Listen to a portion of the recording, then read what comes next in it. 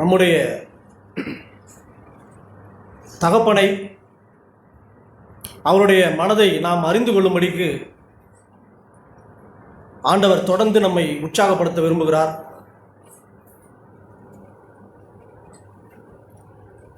அவரே தேவன் என்று அறியும்படிக்கு ஆண்டவர் தொடர்ந்து வார்த்தையினால் நம்மிடம் பேசுவதிலே அவர் சோர்ந்து போகிறதில்லை.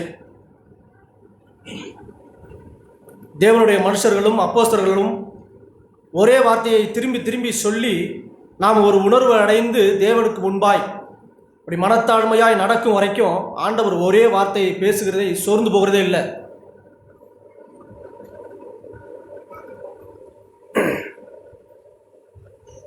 மீகா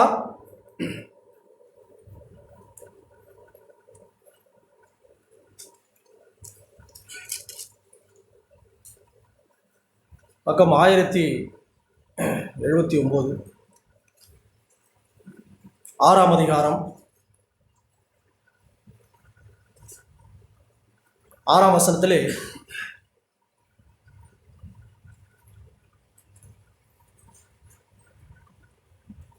தேவனுக்கு நாம் என்ன பலிகளை செலுத்தினாலும் அது தகுதியாக இருக்காது, அது நீதியாக இருக்காது,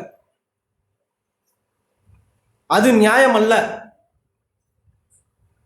என்னை தந்தால் ஒழிய எனக்குள்ளே வந்து நாம் கேட்டது போல மண்ணினால் நம்மை உண்டாக்கி மண்ணுக்கே திரும்ப இருந்த நம்மை ஆவியை அவர் தந்து அந்த ஆவிக்கு கணக்கு ஒப்புவிக்கும்படிக்கு புது வாழ்க்கையை நமக்குள்ளே துவக்கி இருக்கிறாரே, அவருக்கு நாம் நியாயம் செய்யும்படிக்கு தேவன் தொடர்ந்து நம்மோடு கூட பேசுகிறார். அது என்ன அப்படின்னா, பூமியிலே நம்ம ஒரு வாழ்க்கையை வாழ வந்த கிறிஸ்துவை பார்க்கும்படிக்கு காரியத்தின் கடைத்தொகைன்னு ஒரு வார்த்தையை நாம் கேட்கிறோம். நமக்கு எல்லாம் தேவன் தான். எவ்வளோ பேர் இந்த கிறிஸ்தவ வாழ்க்கையில அப்படியே ஓடி வந்து திரும்பி பார்த்தா எவ்வளோ பேர் இல்லை. நாம் கேட்டது போல இந்த நாள் வரை நாம் நிற்பது அவருடைய சுத்த கிருபை. கொஞ்ச ஜனத்தை தேவன் அவருடைய மகிமைக்காய் வைத்திருக்கிறார். அந்த ஜனங்கள் யார் என்று அவர்களை அறியும்படிக்கு, நான் மனுஷன் ஆண்டவரே, நான் ஒன்றுமில்லை, நீரே தேவன் என்று நான் அறியும்படிக்கு தேவன் ஒரு நியாயத்தை நாம் கற்றுக்கொள்ளும்படிக்கு தேவன் நமக்கு முன்பே நன்மையாய் கடந்து போகிறார். அதனால தான் ஆண்டவருக்கு எது கொடுத்தாலும் பிரியமல்ல, அவரை பிரியப்படுத்தவே முடியாது.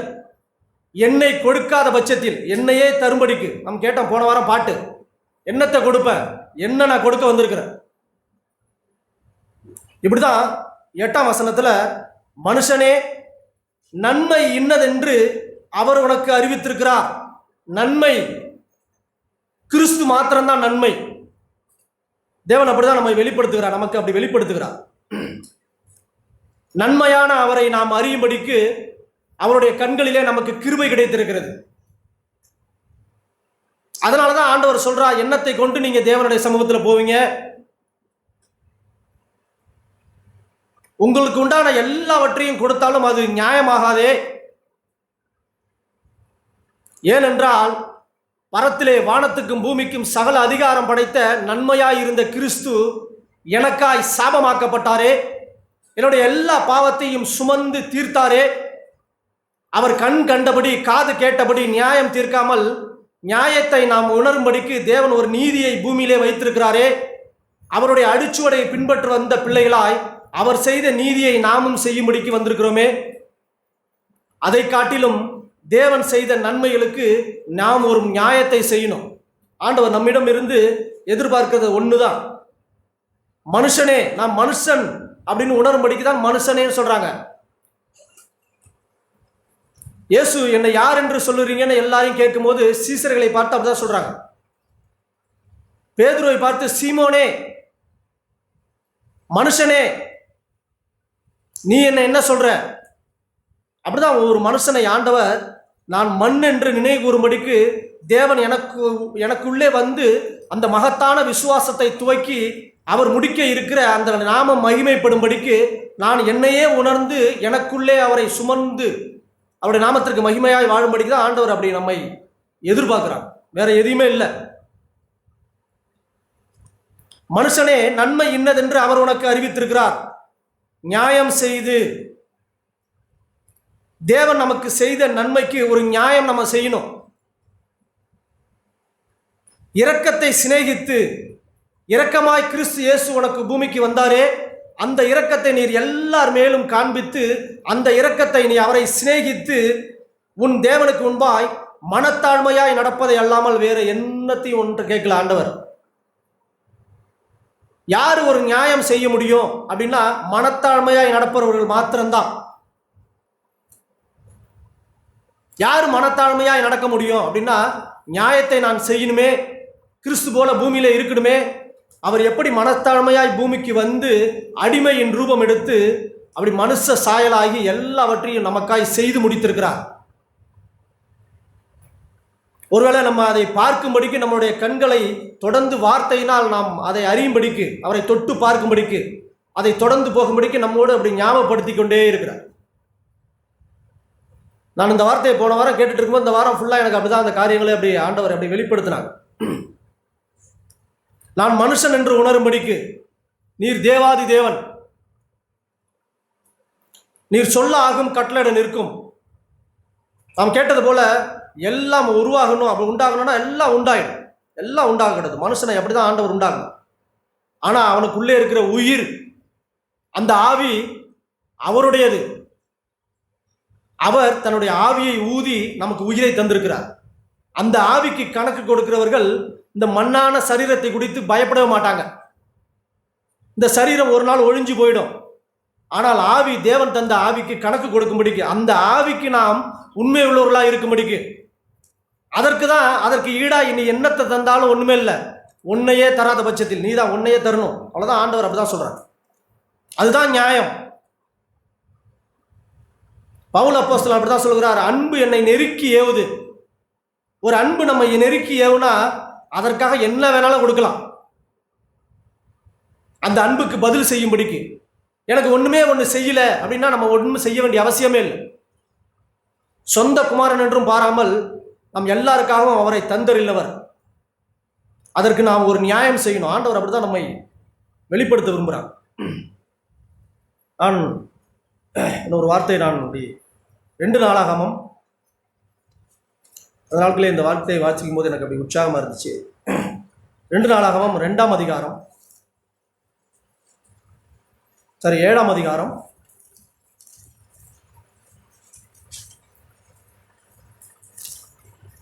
பக்கம் 551.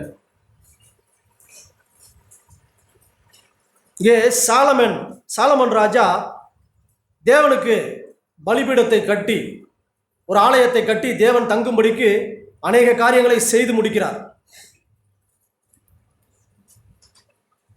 12ஆம் வசனத்தில் நாம் வாசிக்கிறோம், கர்த்தர் இரவிலே சாலமோனுக்கு தரிசனமாகி, நான் உன் விண்ணப்பத்தை கேட்டு உன் ஸ்தலத்தை எனக்கு பலியிடும் ஆலயமாய் தெரிந்து கொண்டேன்னு சொல்றார். சாலமோனுக்கு தரிசனமாகி, நம்ம எல்லாருக்கும் ஆண்டவர் தரிசனமாகி, உன் விண்ணப்பத்தை கேட்டு இந்த ஸ்தலம்னா அங்க ஆலயத்தை குறித்து ஆண்டவர் இங்கே பேசுகிறார். நம்முடைய சரீரத்தை குறித்து, நம்முடைய இருதயத்தை குறித்து, சபையாய் கூடியிருக்கிறோமே நம்முடைய இருதயத்தை குறித்து ஆண்டவர் நாம் தங்கும் ஆலயமாய் நான் தெரிந்து கொண்டேன்னு சொல்றார். அப்படி தங்கும் ஆலயமாய் தெரிந்து கொண்ட நமக்கு ஒரு சில சூழ்நிலைகளை தேவனுடைய பரிசுத்தத்திற்கு நாம் பங்காளியாய் மாறும்படிக்கு, நாம் மண் என்று அறிந்து அவர் தேவன் என்று அறியும்படிக்கு ஆண்டவர் ஒரு சில சூழ்நிலையை நம்ம வாழ்க்கையிலே அனுமதிக்கிறார். அது நமக்கு கசப்பா இருக்கு, கடந்து போக கஷ்டமா இருக்கு, அது நோயின் உக்கிரமா இருக்கு, அது நம்மளுக்கு தாங்க முடியாததா இருக்கு. ஆனால் தேவனுக்கு அது ஒரு பெரிய விஷயமே இல்லை. பவுல் அப்போஸ்தலனை குத்தி கொண்டிருந்த அந்த முள்ளை எடுக்க தேவனுக்கு பெரிய விஷயமே இல்லை. ஆனால் உன்னுடைய பலவீனத்திலே என்னுடைய பலன் பூரணமாய் விளங்கும் என்று அந்த கிருபையை நாம் அனுபவிக்கும்படிக்கு, நான் யார் என்று உணர்ந்து தேவனை மகிமைப்படுத்தும்படிக்கு, இங்கே ஆண்டவர் சொல்றார், நான் மழை இல்லாதபடிக்கு வானத்தை அடைத்து அல்லது தேசத்தை அழிக்க வெட்டுக்கிளிகளுக்கு கட்டளையிட்டு அல்லது என் ஜனத்துக்குள்ளே கொள்ளை நோயை அனுப்பும் போது, 3 விஷயத்தை இங்க சொல்றாங்க. இது ஒருவேளை நம்ம சூழ்ந்து கடந்து போற சூழ்நிலையா இருக்கலாம். ஆண்டவர் தங்கி இருக்கிற ஆலயத்திலே அப்படி நம்மை கடந்து போகிற எந்த சூழ்நிலைக்கும் தேவனே பதிலா இருக்கிறார். அடுத்து என்ன சொல்றாங்கன்னா, என் நாமம் தரிக்கப்பட்ட என் ஜனங்கள் தங்களை தாழ்த்தி ஜெபம் பண்ணி என் முகத்தை தேடி தங்கள் பொல்லாத வழிகளை விட்டு திரும்பினால் அப்பொழுது பரலோகத்தில் இருக்கிற நான் கேட்டு அவர்கள் பாவத்தை மன்னித்து அவர்கள் தேசத்துக்கு சேமத்தை கொடுப்பேன், நன்மையை கொடுப்பேன்.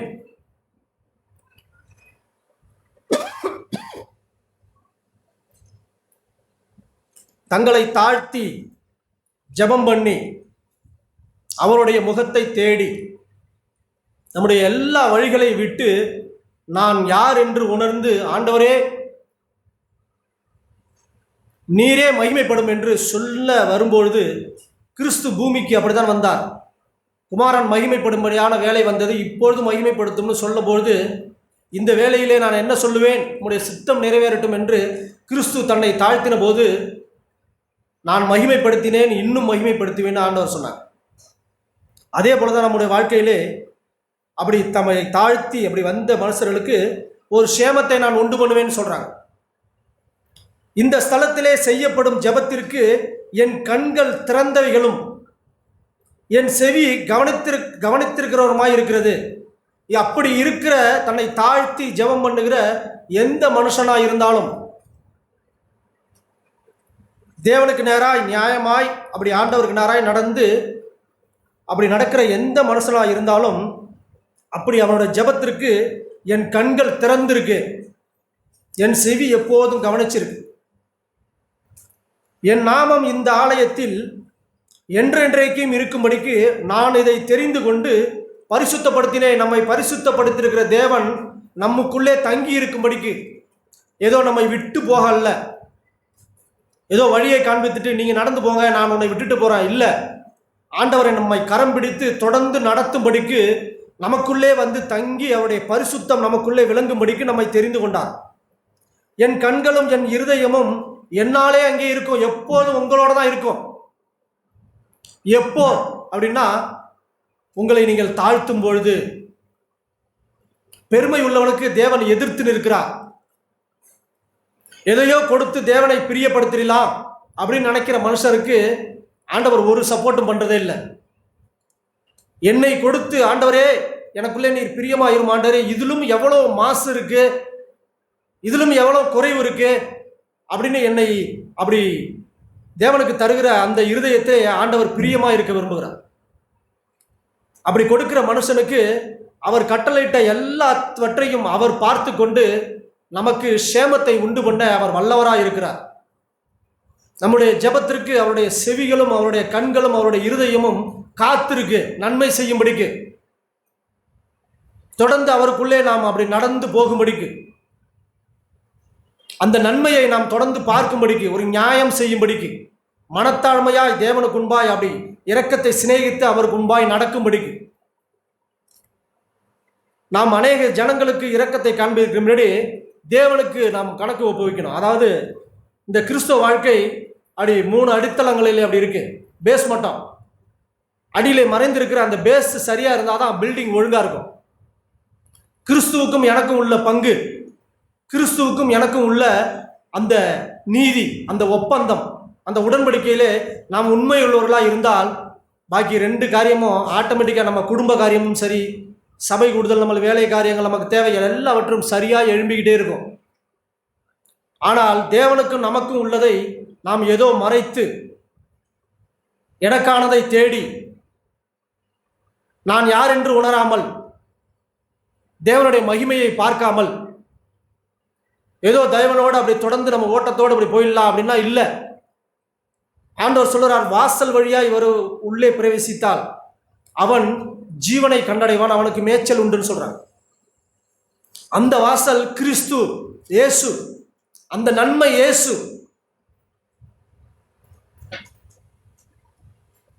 ஆண்டவர் அப்படிதான் தொடர்ந்து நம்மோடு கூட நம்முடைய ஆவியை, நம்முடைய இருதயத்தை அவருக்கு கொடுக்கும்படிக்கு நம்பிக்கையான வார்த்தையை அவர் தொடர்ந்து பேசுகிறார். நான் யார் என்று உணரும்படிக்கு இன்னும் ஒரு வார்த்தையை நான் அப்படி வாசிக்கும் போது உற்சாகம் அடைந்தேன். நாம் தொடர்ந்து கேட்ட வார்த்தை தான் லூக்கா எழுதின சுவிசேஷம் 17ஆம் அதிகாரம்.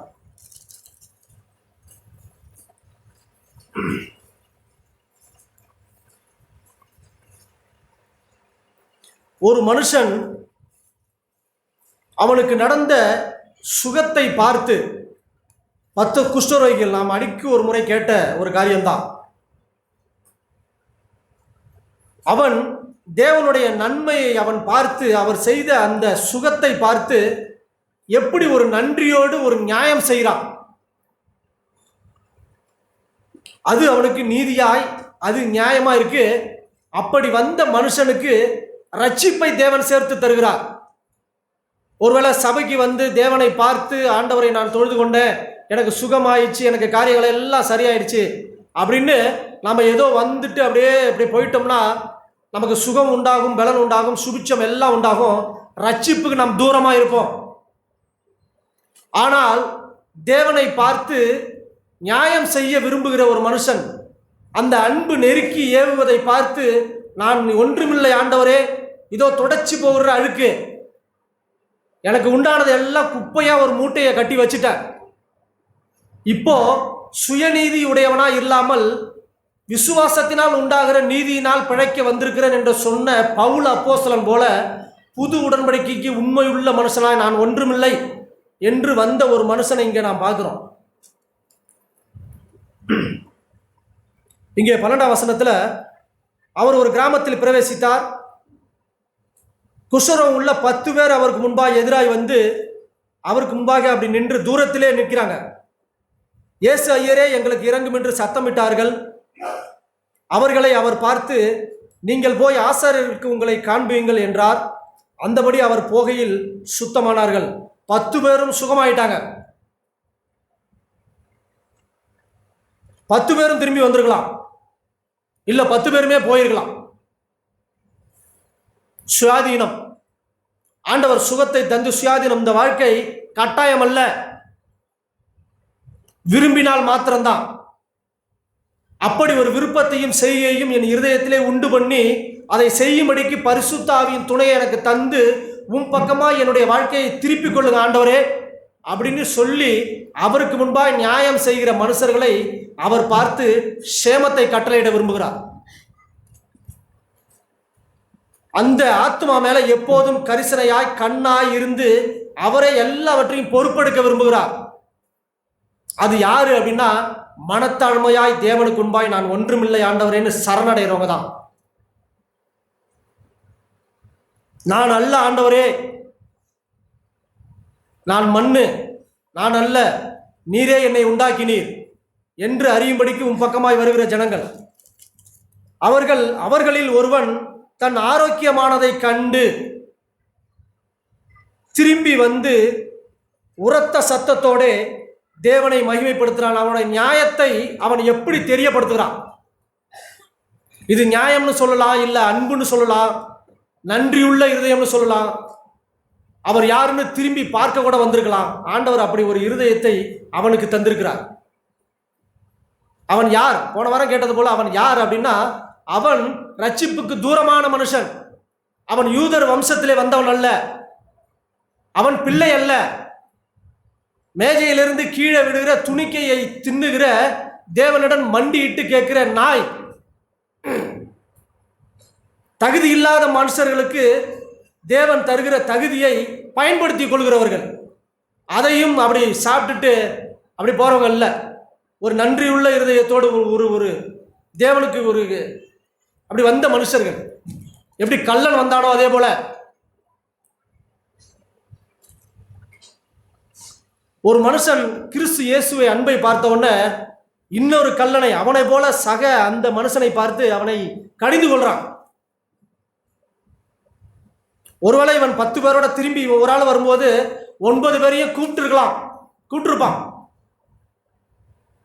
நமக்கு சுகமாயிட்டோம், ஆண்டவருக்கு போய் நன்றி சொல்லணும், வரீங்களா?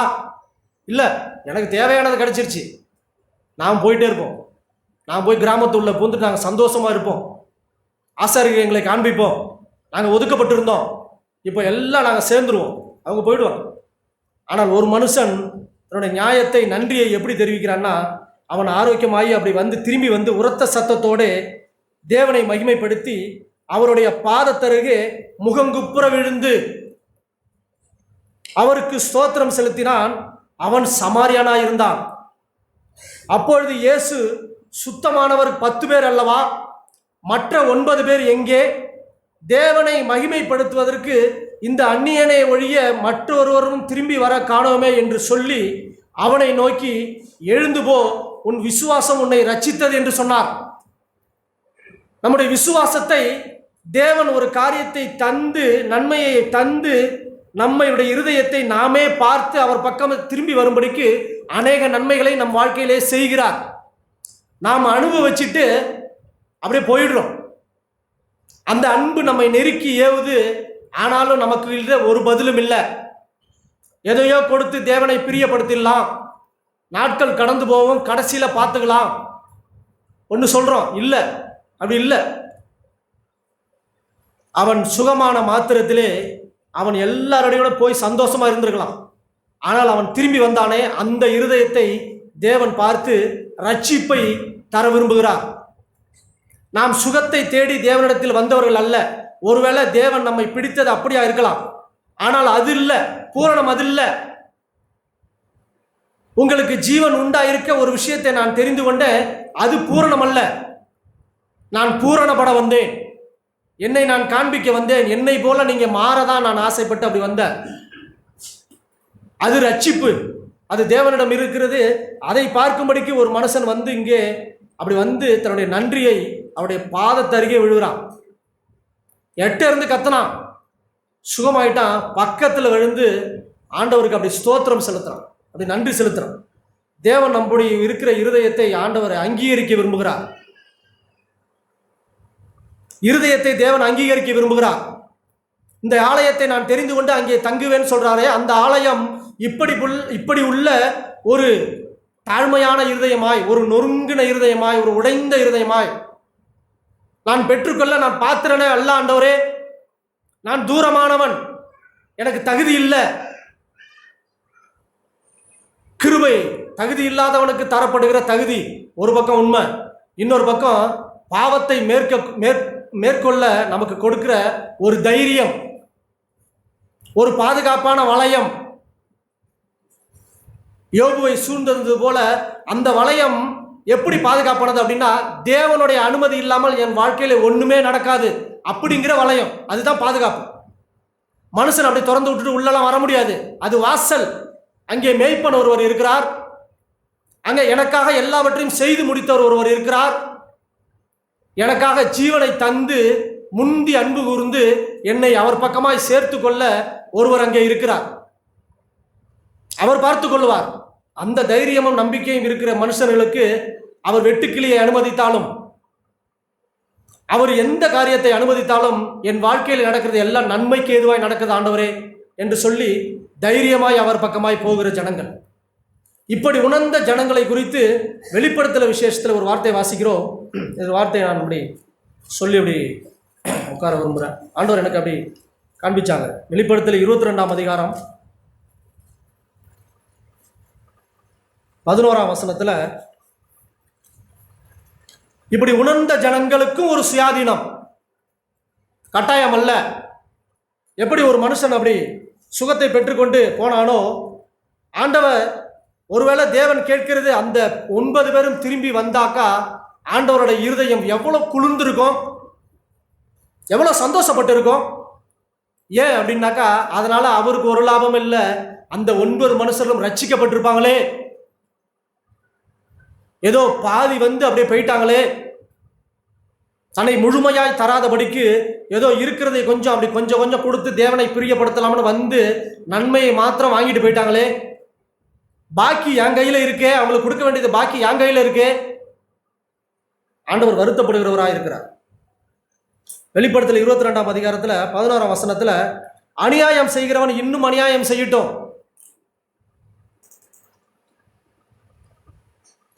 அசுத்தமாய் இருக்கிறவன் இன்னும் அசுத்தமாய் இருக்கட்டும். நீதி உள்ளவன் இன்னும் நீதி செய்யட்டும். பரிசுத்தம் உள்ளவன் இன்னும் பரிசுத்தமாகட்டும். இதோ சீக்கிரமாய் வருகிறேன். அவனவனுடைய கிரியையின்படி அவனவனுக்கு நான் அளிக்கும் பலன் என்னோடு கூட வருகிறது. நான் அல்பாவும் ஒமேகாவும் ஆதியும் அந்தமும் முந்தினவரும் பிந்தினவருமாயிருக்கிறேன். ஜீவ விருட்சத்தின் மேல் அதிகாரம் உள்ளவர்களாகவிருக்கும் வாசல்கள் வழியாய் நகரத்திற்குள் பிரவேசிப்பவர்களுக்கும் அவருடைய கற்பனையின்படி செய்கிறவர்கள் பாக்கியவான்கள். ஆண்டவர் இந்த பாவியான வாழ்க்கையிலிருந்து பாக்கியவான்களான வாழ்க்கைக்கு நம்மை திருப்பி இருக்கிறார். அவருடைய கண்களிலே நமக்கு கிருபை கிடைத்திருக்கிறது. நன்மையை நாம் பார்க்கும்படிக்கு எவ்வளோ ஜனங்கள் ஏதோதோ நன்மைன்னு இருக்கிறாங்க. ஆனால் வானத்தையும் பூமியையும் உண்டாக்கின தெய்வத்திடமிருந்து நமக்கு நன்மை வந்திருக்கிறதே, அதை நாம் பார்க்கும்படிக்கு அநேக காரியங்களை தேவன் நமக்கு செய்கிறார். அநேக வார்த்தையெல்லாம் நம்மை பேசி அவர் பக்கமாய் திருப்ப விரும்புகிறார். நாம் யார் என்று ஒரு ஓய்ந்து அவரை மகிமைப்படுத்தும் ஒரு இடத்துக்கு தேவன் கொண்டு போய் விரும்புகிறார். நம்முடைய இருதயமோ எப்பொழுதும் அதில் ஓயவே மாட்டேங்குது. எனக்கு என்ன கிடைக்கும், என்னை நான் எப்படி பிரியப்படுத்தலாம், தேவனை மகிமைப்படுத்த அந்த அந்நியன் அப்படி வந்தானே, அந்த மனுஷனை பார்த்து ஆண்டவர் எவ்வளோ சந்தோஷப்பட்டிருப்பாங்க. அதே போல நாம் நம்முடைய வாழ்க்கையிலே தேவன் சந்தோஷப்படும்படிக்கு ஒரு நியாயத்தை, தேவனை அறிந்த ஜனங்கள் அவருடைய அன்பு நெருக்கியும்படிக்கு ஒரு நியாயத்தை செய்கிற ஜனங்களை தேவன் உற்று பார்த்து அவர்களுக்கு சேமத்தை கொடுக்க விரும்புகிறார். அப்படி கடந்து போகிற எந்த மனுஷனுடைய வாழ்க்கையிலே வருகிற எல்லா பள்ளங்களையும் மேடுகளையும் தேவன் பொறுப்படுத்தி நம்மை கரம் பிடித்து நடத்த விரும்புகிறார். அவர் எதற்காக நம்ம அழைத்தாரோ அதை நிறைவேற்றும்படிக்கு அப்படி நாம் அவரிடம் சேருகிற ஜனங்களாய் நம்முடைய இருதயத்தை அவருக்கு கொடுத்து அவர் கண்ணையும் அவருடைய இருதயத்தையும் அவருடைய கையையும் தொடர்ந்து நமக்கு ஆசீர்வாதத்தை தரும்படிக்கு தேவன் பார்க்கிற அந்த வாழ்க்கைக்கு நம்மை பங்குள்ளவர்களாய் மாற்றும்படிக்கு, பரிசுத்தமாகிறவன் இன்னும் பரிசுத்தமாகட்டும், நீதி செய்கிறவன் இன்னும் நீதி செய்யட்டும் என்று சொல்லி தேவன் நம்மை அப்படி அவர் பக்கமாய் திருப்ப விரும்புகிறார். தேவன் தந்த நம்பிக்கைக்காக நன்றி செலுத்துகிறேன்.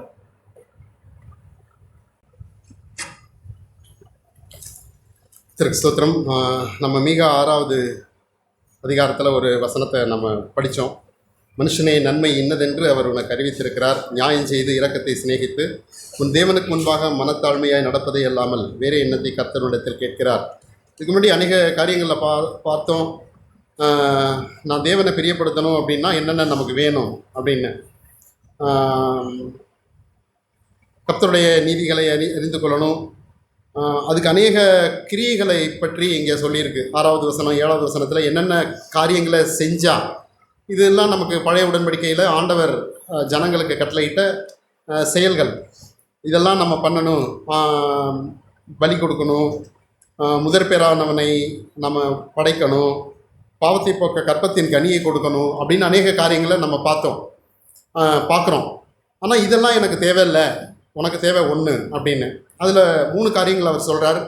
நியாயம் செய்து, அதுக்கப்புறம் இரக்கத்தை சிநேகித்து, உன் தேவனுக்கு முன்பாக மனத்தாழ்மையாக நடக்கணும் அப்படின்னுட்டு.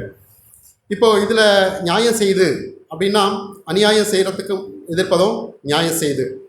அநியாயம் ஒருத்தர் செய்யக்கூடாது. அநியாயத்திலிருந்து ஒருவன் தன்னை விலக்கி காத்துக்கொள்ளணும், நியாயம் செய்யணும். அதுக்கப்புறம் பார்க்குறோம் இரக்கத்தை சிநேகித்து. இரக்கத்தை நாம் சிநேகிக்கிறவர்களாக இருக்கணும்.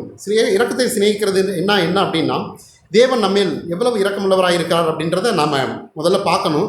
பார்க்குறதுக்கு முன்னாடி தேவன் நம்மேல் இரக்கமாக இருக்கிறதுனால தான் நம்மளுடைய பிள்ளைகளாய் மாறியிருக்கோம் அப்படிங்கிற போது அந்த இரக்கத்தை நாம் விரும்புகிறவர்களாய் மாறணும்.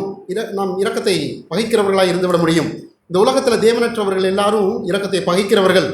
தேவனுடைய இரக்கம் நமக்கு எப்போதும் உண்டு. அவர் நம்மை தன்னுடைய பிள்ளைகளை மாற்றும்படிக்கு நம்முடைய பாவங்களை மன்னித்து, எவ்வளவோ திரளான பாவங்களை மூடி, வானத்துக்கும் பூமிக்கும் அவ்வளவு பாவங்களை கிருபையாய் நமக்கு மன்னித்து தேவன் அவருடைய பிள்ளைகளாய் நம்மை மாற்றி இருக்கிறார். இவ்வளவுக்கும் காரணம் என்னென்னா இரக்கம். அந்த இரக்கத்தை சிநேகிக்க விரும்பாத ஜனங்கள் ஆண்டவரிடம் வருவதில்லை. மாறாய் நாம் வந்திருக்கிறோம். வரும்போது நமக்கு அந்த இரக்கம்னு ஒன்று இருக்குது அப்படின்ற ஒரு இதில் நம்ம வரல. ஆனால் நமக்கு ஒரு தேவை இருந்தது, அதனால் ஆண்டவர்கிட்ட முதல்ல வந்தோம். ஆனால் இப்போ அந்த இரக்கத்தை நாம் சிநேகிக்கிறவங்களா இருக்கணும். தொடர்ந்து அவள் நிலைத்திருக்க, கனி கொடுக்க, ஆண்டவரே நீர் என்னை உம்முடைய பிள்ளையாய் தொடர்ந்து வைத்திருக்கணும், ஆண்டவரே நான் தொடர்ந்து நிலைத்திருக்கணும் அப்படின்னா அன்னைக்கு நீர் இரக்கம் பாராட்டினீர், அந்த இரக்கத்தை சிநேகித்து நான் உம்மை நேசிக்க விரும்புகிறேன் அப்படின்னு சொல்லிட்டு நம்மளை சொல்லணும். யாத்திராகம் 33வது அதிகாரத்தில் ஒரு காரியத்தை நம்ம பார்க்குறோம். இஸ்ரவேல் ஜனங்கள் தேவனுக்கு விரோதமாக தேவனுடைய கட்டளைகளை அவங்க சரியாக பின்பற்றலை அப்படின்னா அவர்கள் அநேக நேரத்தில் அவிசுவாசமாக இருந்தார்கள். தேவனை பரீட்சை பார்த்தார்கள். கிட்டத்தட்ட 10 முறை அவர்கள் தேவனை பரீட்சை பார்த்தார்கள். அந்த நேரத்திலலாம் பார்த்துட்டு தேவன் என்ன பண்ணுறாரு, நான் இனிமேல் உங்களோட வரமாட்டேன். 33வது அதிகாரத்தில் 3வது வசனத்தில் இப்படி இருக்குது. யாரும் எடுக்க வேண்டாம், நான் வேகமாக சொல்லிடுறேன். ஆனாலும் வழியிலே உங்களை நிர்மூலம் பண்ணாதபடிக்கு நான் உங்கள் நடுவே செல்ல மாட்டேன், நீங்கள் வணங்கா கழுத்துள்ள ஜனங்கள் என்றார். நான் உங்களோட போனேன்னா என்னுடைய பிரச்சனை உங்களோட இருக்கணும் அப்படின்னா நீங்கள் இப்படிப்பட்ட ஒரு குவாலிட்டியோடு இருக்கணும். எனக்கு கீழ்ப்படியாமல் இருந்தீங்கன்னா, நான் உங்களோட வந்தேன் அப்படின்னா நீங்கள் எனக்கு கீழ்ப்படியாமல் இருந்தீங்கன்னா, என்னை அவிசுவாசமாக நீங்கள் பார்த்தீங்கன்னா என்னால் அதை தாங்க முடியாது, நான் உங்களை அழித்து தான் போடுவேன், அதனால் நான் உங்களோட வரமாட்டேன், நீங்கள் போயிடுங்க அப்படின்னு சொல்கிறார். அப்போ அவங்கள பயங்கரமாக துக்கப்படுத்துது. எல்லாத்தையும் அது பார்க்குறோம். 4வது வசனத்தில் துக்கமான இந்த வார்த்தைகளை ஜனங்கள் கேட்டபோது ஒருவரும் தங்கள் ஆபரணங்களை போட்டுக்கொள்ளாமல் துக்கித்து கொண்டிருந்தார்கள். அவங்களுக்கு பயங்கர துக்கம் வந்துச்சு, என்ன பண்ணுறதுன்னு தெரியல. அப்போ என்ன பண்ணுறாங்க, திரும்ப 5வது வசனத்தில் சொல்கிறார், நீங்கள் வணங்கா கழுத்துள்ள ஜனங்கள், ஒரு நிமிஷத்தில் உங்கள் நடுவில் எழும்பி உங்களை நிர்மூலம் பண்ணுவேன், ஆகையால் நீங்கள் போட்டிருக்கிற ஆபரணங்களை கலற்றி போடுங்கள் அப்படின்னு சொல்லிட்டு அங்கே அநேக காரியங்களை பார்த்துட்டு அப்போ மோசே இங்கே பார்க்குறாரு, ஆண்டவரே நீங்கள் எங்களோட வரலைன்னா, எங்களை கூட்டு வந்தீங்க, எங்களோட வரலைன்னா அதனால் என்ன பிரயோஜனம், நீங்கள் தயவு செஞ்சு எங்களோட வாங்க ஆண்டவரேன்னு கேட்குறாரு. சரி அப்படின்னு சொல்லிட்டு 9வது வசனத்தில் பார்க்குறோம், மோசே கூடாரத்துக்குள் பிரவேசிக்கையில் மேகஸ்தம்பம் இறங்கி கூடார வாசலில் நின்றது, கர்த்தர் மோசையோட பேசினார். அப்புறம் 12வது வசனத்தில் பார்க்குறோம், மோசே கர்த்தரை நோக்கி, தேவரீர் இந்த ஜனங்களை அழைத்து கொண்டு போய் என்று சொன்னீர், ஆகிலும் எங்களுடைய கூட இன்னாரை அனுப்புவேன் என்பதை அறிவிக்கவில்லை அப்படின்னு சொல்லிகிட்டே வர்றாரு. சொல்லும்போது ஆண்டவர் அவருக்கு ஒரு அஷூரன்ஸ் கொடுக்குறாரு. நீ இப்போ 13வது வசனத்தில், உம்முடைய கண்களில் பொழுது எனக்கு கிருபை கிடைத்ததானால் நான் உம்மை அறிவதற்கும், உம்முடைய கண்களில் எனக்கு கிருபை கிடைப்பதற்கும் உம்முடைய வழியை எனக்கு அறிவியும், இந்த ஜாதி உம்முடைய ஜனம் என்று நினைத்தரலும் அப்படிங்கிறான். அப்போ 17வது வசனத்தில் கர்த்தர் மோசையை நோக்கி விட்டு சொல்கிறாரு, இந்த வார்த்தையின்படி செய்வேன், என் கண்களில் உனக்கு கிருபை கிடைத்தது, உன்னை பேர் சொல்லி அழைத்தேன் என்று அறிந்திருக்கிறேன் அப்படின்னு சொல்கிறாரு ஆண்டவர். ஆனால் 18வது வசனத்தில், உம்முடைய மகிமையை எனக்கு காண்பித்தருளும், எனக்கு ஒரு அஷூரன்ஸ் கொடுங்க ஆண்டவரே, நீங்கள் எங்களோட வருவீங்க அப்படின்னு, எங்களை வழிநடத்துவீங்கன்னு எனக்கு அஷூரன்ஸ் கொடுங்க, நான் உம்முடைய மகிமையை பார்க்க விரும்புகிறேன், நீங்கள் என் மகிமையை காமிச்சிட்டிங்கன்னா நீங்கள் என்னோட கண்டிப்பாக வருவீங்க அப்படின்னு சொல்லிட்டு சொல்கிறான். அப்போ தான் ஆண்டவர் சொல்கிறாரு 20வது வசனத்தில், நீ என் முகத்தை காண மாட்டாய், ஒரு மனுஷனும் என்னை கண்டு உயிரோடு இருக்கக்கூடாது. 23வது வசனத்தில், பின்பு என் கரத்தை எடுப்பேன், அப்பொழுது என் பின்பக்கத்தை காண்பாய், என் முகமோ காணப்படாது என்றார். இப்படி ஆண்டவர் அவனுக்கு ஒரு அஷூரன்ஸ் கொடுக்குறார், ஒரு நிச்சயம் கொடுத்ததுக்கப்புறம் அடுத்த அதிகாரம் 34வது அதிகாரம் 5வது வசனத்தில் பார்க்குறோம், கர்த்தர் ஒரு மேகத்தில் இறங்கி அங்கே அவன் அருகே நின்று கர்த்தருடைய நாமத்தை கூறினார். அந்த நாமம் என்னன்னா, கர்த்தர் அவனுக்கு முன்பாக கடந்து போகிற போது அவர், கர்த்தர் கர்த்தர் இரக்கமும் கிருபையும் நீடிய சாந்தமும் மகா தயையும் சத்தியமும் உள்ள தேவன், 1000 தலைமுறைகளுக்கு இரக்கத்தை காக்கிறவர், அக்கிரமத்தையும் மீறுதலையும் பாவத்தையும் மன்னிக்கிறவர், குற்றவாளியை குற்றமற்றவனாக விடாமல் பிதாக்கள் செய்த அக்கிரமத்தை அப்படின்ட்டு நம்ம அநேக காரியங்களை நம்ம பார்க்குறோம். இப்படி ஆண்டவர் அவனுக்கு தன்னை வெளிப்படுத்தி ஒரு காரியத்தை சொல்கிறார், நான் கர்த்தர் கர்த்தர் இரக்கமும் கிருபையும். அதில் சொல்கிற முதல் குணாதிசயம் இரக்கம். யாரோடது? தேவனோடது இரக்கம். அந்த இரக்கம் நமக்கு கிடைக்கும் அப்படின்னு தான் அவன் விடாமல், ஆண்டவரே நீங்கள் என்னோட வாங்க, எனக்கு உம்முடைய மகிமையை காண்பீங்க, எங்களை அப்படியே விட்டுறாதீங்க, நாங்கள் போய் இந்த ஜனங்களை மேற்கொண்டு அந்த கானான் தேசத்தை சுதந்திரிக்கும்படி எங்களுக்கு கிருபை செய்யுங்க அப்படின்னு கேட்குறான். அவனுக்கு ஒரு நம்பிக்கை இருந்தது, தேவனிடம் இரக்கம் கிடைக்கும். ஏன்னா அதுக்கு பின்பாக அநேக 10 காரியங்களுக்கு மேலே தேவனுடைய இரக்கத்தை அவன் பார்த்துருக்கிறான். ஆனால் அந்த ஜனங்கள் பார்க்கல.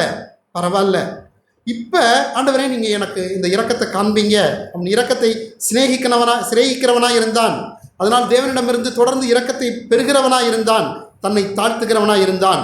அதுபோல தான் தேவன் நம்மை தெரிந்து கொண்டிருந்தார். தேவன் நம்மை தெரிந்து கொண்டிருக்கிறார். அவருடைய பிள்ளைகளாய் நம்மை அழைத்திருக்கிறார். அவர் நம்மை நம்முடைய பிள்ளைகளாய் மாற்றி இருக்கிறார். இப்பொழுது அன்னைக்கு தேவனுடைய இரக்கம் கிடைச்சது, அதனால தான் நம்மளுடைய பிள்ளைகளாய் மாறி இருக்கோம் அப்படிங்கிறத குறித்து நமக்கு தெரியாமல் இருந்திருக்கலாம். ஆனால் இன்னைக்கு நாம் பிள்ளைகளாக இருக்கிறோம்னா அதுக்கு காரணம் தேவனுடைய இரக்கம், முழு இரக்கம். அந்த இரக்கத்தினால தான் நமக்கு அவருடைய ரட்சிப்பு அருளப்பட்டிருக்கிறது. அப்போ நாம் தொடர்ந்து நாம் தடுமாறுகிற போது, ரட்சிப்பை நாம் ஒருவேளை நாம் ரட்சிப்பை குறித்து அசதியாக இருக்கும்போது, ரட்சிப்பை குறித்து ஒரு தெளிவற்றவர்களாக இருக்கிற போது நாம் தேவனுடைய இரக்கத்தை கேட்க வேண்டும். தேவனுடைய இரக்கம் நமக்கு எப்போதும் உண்டு. அவர் நம்மை அப்படியே தள்ளிவிடுகிறவர் அல்ல, மாறாக நம்முடைய அழைத்தவர், தன்னுடைய பிள்ளைகளாய் மாற்றினவர், கடைசி வரைக்கும் நம்மை நடத்தி கொண்டு போகிற ஆண்டவர். நமக்குள்ள ஒரு தடுமாற்றமும் இருதயத்தில் ஒரு அவிசுவாசமும் நம்முடைய தேவனுடைய பிள்ளைகள் என்ற நிச்சயத்தை நாம் இழக்கிற அவிசுவாசமான சூழ்நிலைகளில், சோர்ந்து போகிற தருணங்களில், ஆண்டவரே உம்முடைய இரக்கத்துக்காக கெஞ்சுகிறேன், ஆண்டவரே உம்முடைய இரக்கத்தை நான் சிநேகிக்க விரும்புகிறேன், ஆண்டவரே உம்முடைய இரக்கம் எனக்கு போதும், நீர் என்னை வழிநடத்தும் அப்படின்னு சொல்லிட்டு நாம் அவரை தேட வேண்டும். அவருடைய முகத்துக்கு முன்பாக நாம் சென்று நம்மை தாழ்த்த வேண்டும். மாறா முதல்ல ஒரு மனுஷன் எப்போ தேவன்கிட்ட வராமல் போகிறான் தெரியுமா?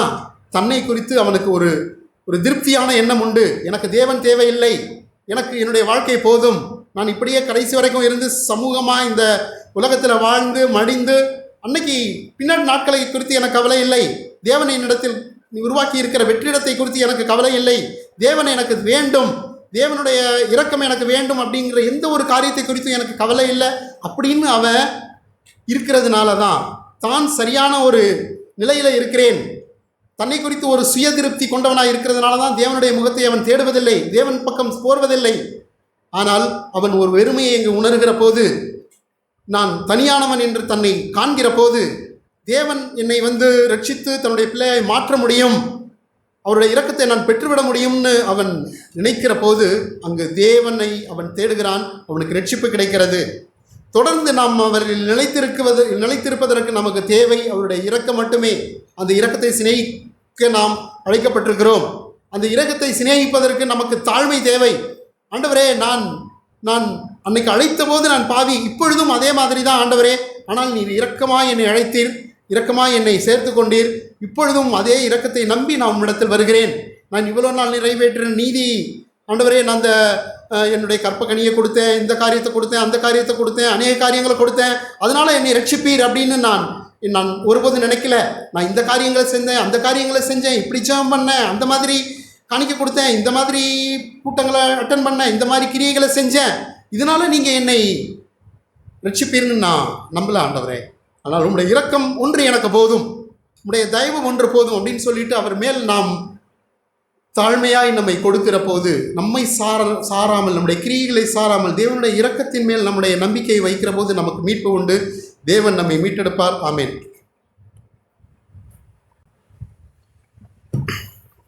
நானும் கேட்ட வார்த்தைக்கு நன்றோடு இருக்கிறேன். நம்ம லூக்கால வாசித்தது போல லூக்கா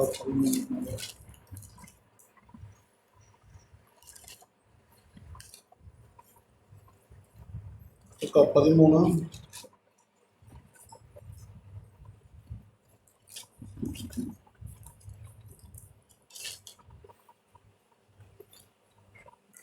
நம்ம இப்போ தியானிச்ச வசனம் படித்தோம்ல, லூக்கா 15 சரியா கேட்கல,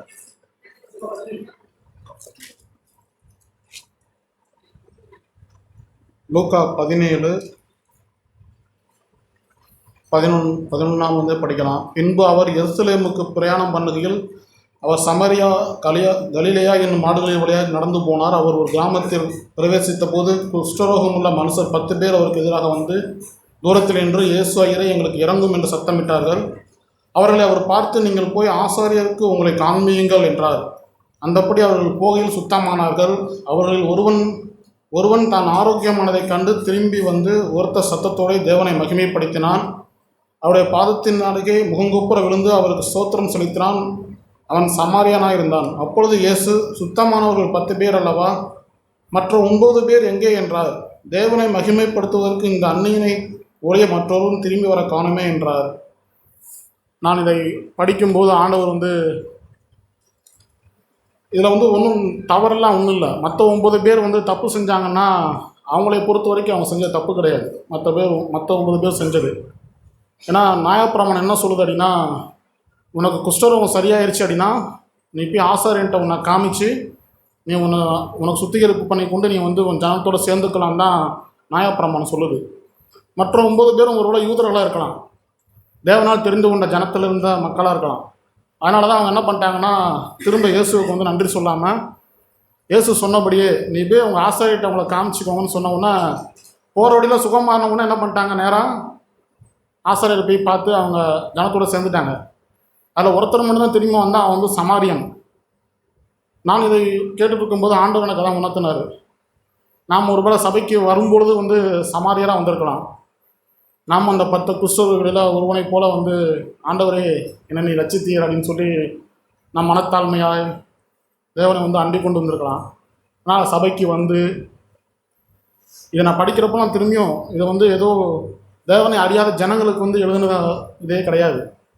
தேவனை அறிந்து அவர் கர்த்தரென்று அறிந்து அப்படிப்பட்ட ஜனங்களுக்கு தான் இயேசு சொல்கிறாரு. நாமும் இப்போ நம்ம வாழ்க்கை நடக்கிற காரியங்களில் நமக்கு வர சூழ்நிலைகளில் நமக்கு ஒரு பிரச்சனை ஏதோ ஒன்று ஆண்டவரை தீர்த்துட்டாருன்னா நம்மளோட இருதயம் எப்படி இருக்குது? இதற்கு நான் பார்த்திரவான், ஆண்டவருக்காக நான் 15 வருஷம் ஊழியம் செஞ்சேன், அதனால் இதுக்கு நான் பார்த்திரவான். அப்படி தான் அந்த 9 பேர் நினச்சாங்க. நமக்கும் அந்த உணர்வு வந்துடக்கூடாது. நான் மனுஷிகமாக நமக்கும் அந்த உணர்வு வரும்.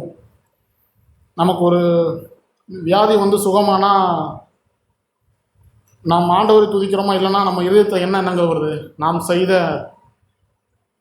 நியாயங்கள், நாம் செய்த தியானம் தர்மம் நமக்கு ஞாபகம் வருதா? நான் சபைக்கு இவ்வளோ செலவு செஞ்சேன், நான் ஆண்டவருக்காக என் நேரத்தை எவ்வளோலாம் செலவு பண்ணேன், அதனால் ஆண்டவர் என்னை அந்த நோயிலிருந்து விடுவித்துட்டார். நல்லது தான், சொல்கிறது தப்பு கிடையாது, நல்லது தான். ஆனால் அது என்ன உணர்த்துதுன்னா, நாம் நம்மை சார்ந்து கொண்டு இதற்கு நான் பாத்திரவான் என்கிற உணர்வு நமக்கு வந்துடுது. நாம் எப்போல்லாம் அதுக்கு பாத்திரவான் நாம் உணர்கிறோமோ அப்போல்லாம் நம்ம பெருமையாக இருக்கோம்னு தான் அர்த்தம். அந்த 9 குஷ்டரோகிகள் நம்ம என்ன பண்ணுறோன்னா, நமக்கு இது நடக்கிறதுக்கு நான் செஞ்சேன், உண்மைதான், என் பிள்ளைகளுக்கு டாக்டர் சீட்டு கிடச்சிதுன்னா நான் செய்த காரியம்னு நினைக்கிறோம். நம்ம ஆண்டவர் நம்ம ஆசீர்வதிச்சார் நம்ம சொல்கிறோம். நம்ம பிள்ளைகளுக்கு நோய் சரியாயிருச்சுன்னா இதுக்கு நான் பாத்திரவான், நான் செஞ்ச ஜெபம், நான் ஒரு வாரம் ஜெபம் பண்ண ஆண்டவரை ஜெபம் பண்ணேன், ஆண்டவர் என் ஜெபத்தை கேட்டார். நல்லதான், ஆண்டவர் ஜெபத்தை கேட்பார். நாம் உபவாசி ஜெபம் பண்ணும்போது ஆண்டவர் அதை நடத்தி தான் செய்வார். ஆனால் நாம் அதை பெற்றுக்கொண்டோம்னா நம்ம இருதயம் எப்படி இருக்குது? அந்த சமாரியனை போல, ஆண்டவரே இதற்கு நான் பாத்திரவானே இல்லை, சமாரியனுக்கு வேறு சான்ஸே இல்லை, அதனால தான் நேராக ஓடி வந்த ஆண்டவர்கிட்ட. இப்படிப்பட்ட சுகமடையக்கூடியது ஒருவனை அவன் பார்த்ததே இல்லை. ஆண்டவரே நீர் பெரியவர் அப்படின்னு அவர்கிட்ட திரும்பி அவன் பாதத்தில் விழுந்தான். மற்ற 9 பேருக்கும் இதுக்கு நாங்கள் பாத்திரவான்கள், ஏன்னா நாங்கள் தேவ ஜனம், எங்களுக்கு நடப்பதற்கு இதுக்கு நாங்கள் பாத்திரவான்னு சொல்லி அவங்க போயிட்டாங்க. நாமும் அனைத்து சூழ்நிலையில் நாம் நம்மை அறியாமல் நம்மளுடைய பெருமை வந்துடும். நான் கேட்கும்போது அப்படி தான் எனக்கு உணர்வாக இருந்தது. ஓசியா 6:6 வசனம் படிக்கலாம். ஓசியா 6:6.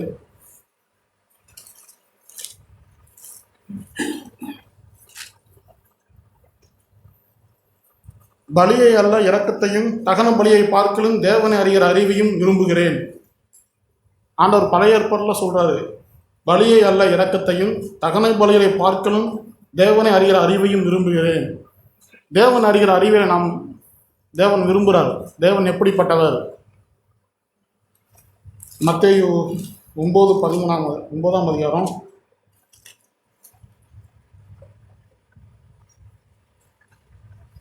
பத்தாவசனம். பின்பு அவர் வீட்டிலே போஜனம் பலிந்திருக்கையில் அநேக ஆயக்காரரும் பாவிகளும் இயேசுவோடு அவர் சீசரோடு கூட பந்தியிருந்தார்கள். பரிசேயர் அதை கண்டு அவருடைய சீசர்களை நோக்கி, உங்கள் போதகர் ஆயக்காரரோடும் பாவிகளோடும் போஜனம் பண்ணுகிறது என்னவென்று கேட்டார்கள். இயேசு அதை கேட்டு, பிணியாளிக்கு வைத்தியன் வேண்டியதை அல்லாமல் சுகம்பவனுக்கு வேண்டியதில்லை, பலியை அல்ல இரக்கத்தையும் இரக்கத்தை விரும்புகிறேன் என்பதின் கருத்து இன்னதென்று போய் கற்றுக்கொள்ளுங்கள். நீதிமானை அல்ல பாவிகளையும் மனம் திரும்புவதற்கு அழைக்க வந்தேன் என்றார். ஆண்டவர் சொல்றாரு, நீதிமான்களை எல்லாம் பாவிகளையும் நான் ரட்சிக்க வந்தேன், பலியை அல்ல இரக்கம் என்னதென்று நீங்கள் போய் கற்றுக்கோங்கப்பான்னு சொல்கிறாரு. நாமும் ஆண்டவருக்கு நம்ம இப்போ பலி செலுத்துறதில்ல, ஆனால் ஒருவேளை மற்ற சபையை போல் நம்ம தசமபாவம் கொடுக்கறதில்ல. ஆனால் இப்போ நமக்குள்ள பிரச்சனை என்ன அப்படின்னா, நாம் என்னை முற்றிலும் தேவனுக்கு அர்ப்பணித்தேன்னு சொல்லிட்டு நானே எனக்கே ஆண்டவர் தான் உணர்த்துறாரு. நான் தேவனுக்கு தான் நான் எல்லாம் செய்கிறேன்னு சொல்லிட்டு, என் வாழ்க்கை முழுவதும் தேவனுக்கு தான் சொல்லிட்டு நான் செய்கிற எல்லா செயல்களிலும் என்னை முதன்மையாக வைத்துக்கொண்டு நான் செய்ய முடியும். அது சபையில் செஞ்சாலும் சரி, வீட்டில் செஞ்சாலும் சரி, வேலையில் செஞ்சாலும் சரி, நான் ஒரு காரியம் செய்கிறேன் அப்படின்னா அதன் மூலமாக வருகிற மகிமையை தேவனுக்கு செலுத்துகிறோமா? நான் குடியிருந்தேன், கல்யாணம் பண்ணாங்கன்னா நான் முதல்ல ஒரு வாடகை வீட்டில் இருக்கிறப்ப எங்கள் வீட்டுக்கு கீழே ஒரு வெளி மாநிலத்தை சேர்ந்த குடும்பம் இருந்தது. அங்கே 2 பசங்க இருந்தாங்க. அடிக்கடி எங்கள் வீட்டுக்கு வருவாங்க மாடியில் இருந்ததுனால. அப்போ ஒரு 3 மாதம், நாங்கள் ஒரு 8 மாதம் தங்கியிருந்தாங்க. 3 மாதம் கழிச்சதுக்கப்புறம் அந்த பொண்ணும் பையனை மேலே வரப்போ ஒரு நாள் சொல்கிறாங்க, அன்கிள் நீங்கள் ரொம்ப நல்லவங்க அப்படின்னாங்க. நான் கேட்டேன், ஏம்மா என்னை பார்த்து நல்லவன்னு சொல்கிறேன்னு கேட்டேன். இதுக்கு முன்னாடி இந்த வீட்டுக்கு நிறையா பேர் வந்துட்டு போனாங்க. முதல் 1 மாதம் அவங்க வீட்டுக்கு வந்தால் வாப்பா வாப்பான்னு கூப்பிடுவாங்க. 1 மாதம் கழித்து அவங்க வீட்டுக்கு போனால் இங்கே வராத போன்னு விரட்டுவாங்க. ஆனால் 3 மாதம் ஆச்சு, நான் இப்பயும் உங்கள் வீட்டுக்கு வந்தால் உள்ளே வான்னு தான் கூப்பிட்றீங்க என்ன அப்படின்னு சொன்னேன் அந்த பொண்ணு. அப்போ எனக்கு உள்ள ஒரு உணர்வு வருது, ஆமாம்ல நாம் எவ்வளோ நல்லவங்களாக இருக்கிறோம், மற்றவர்களை போல் மனசிகமாக பழகாமல் நாம் தேவனை போல் அன்பாக இருக்கிறோம். அந்த குழந்தை எப்போ பார்த்தாலும் நம்ம கூட்டுக்கிட்டே இருக்கிறோம். எனக்கு ஆண்டவரை பார்த்தா உணர்வு செஞ்சார். நான் தான் சொன்னேன் அந்த பாப்பாட்ட, நான் நானாக இருந்தேன்னா கண்டிப்பாக மற்றவர்களை போல் நான் புதுசாக வந்திருக்கிறோம், பக்கத்து வீடுங்கனால நம்ம ஜாலியாக பழகுவோம், 1 மாதம் கழித்து வந்தால் விரட்டி விட்டுருவோம்.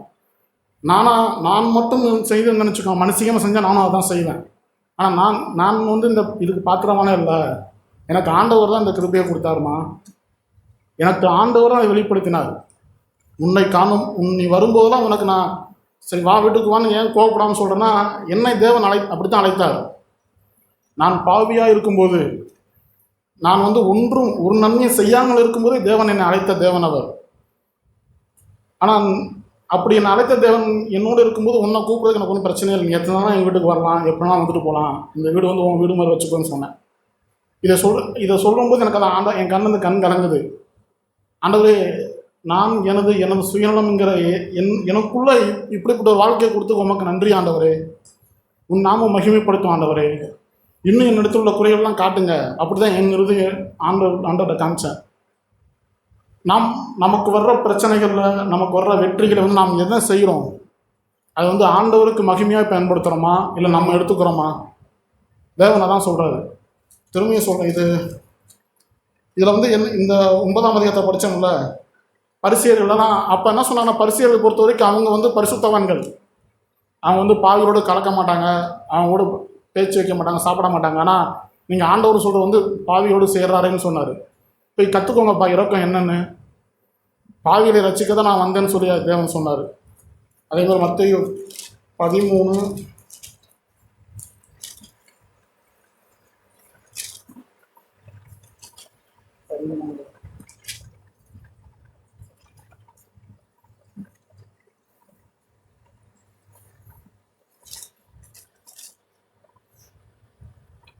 கதறி கொய்வாங்கள்ல சீசர்கள் போய் 12 மத்தேயு 12. அக்காலத்தில் இயேசு ஓய்வு நாளில் பயிர்களில் வழியாக போனால் அவருடைய சீசர்கள் பசியாக இருந்து கதிர்களை கொய்யத் தொடங்கினார்கள். பரிசேயர் அதை கேட்டு அவரை நோக்கி, இதோ ஓய்வு நாளில் செய்யத்தகாத உங்களுடைய சீசர்கள் செய்கிறார்களே என்றார்கள். தாவீதும் அவனோடு இருந்தவர்கள் பசியாக இருந்தபோது செய்ததை நீங்கள் விசுவாசிக்கவில்லையா? அவன் தேவனுடைய வீட்டில் பிரவேசித்து ஆசாரியர் தவிர வேறு ஒருவரும் புசிக்கத்தகாத தேவ சமூக தப்பங்களை தானும் தன்னோடு இருந்தவரும் புசித்தார்களே. அன்றியும் ஓய்வு நாளில் ஆசாரியர்கள் தேவாலயத்தில் ஓய்ந்திராமல்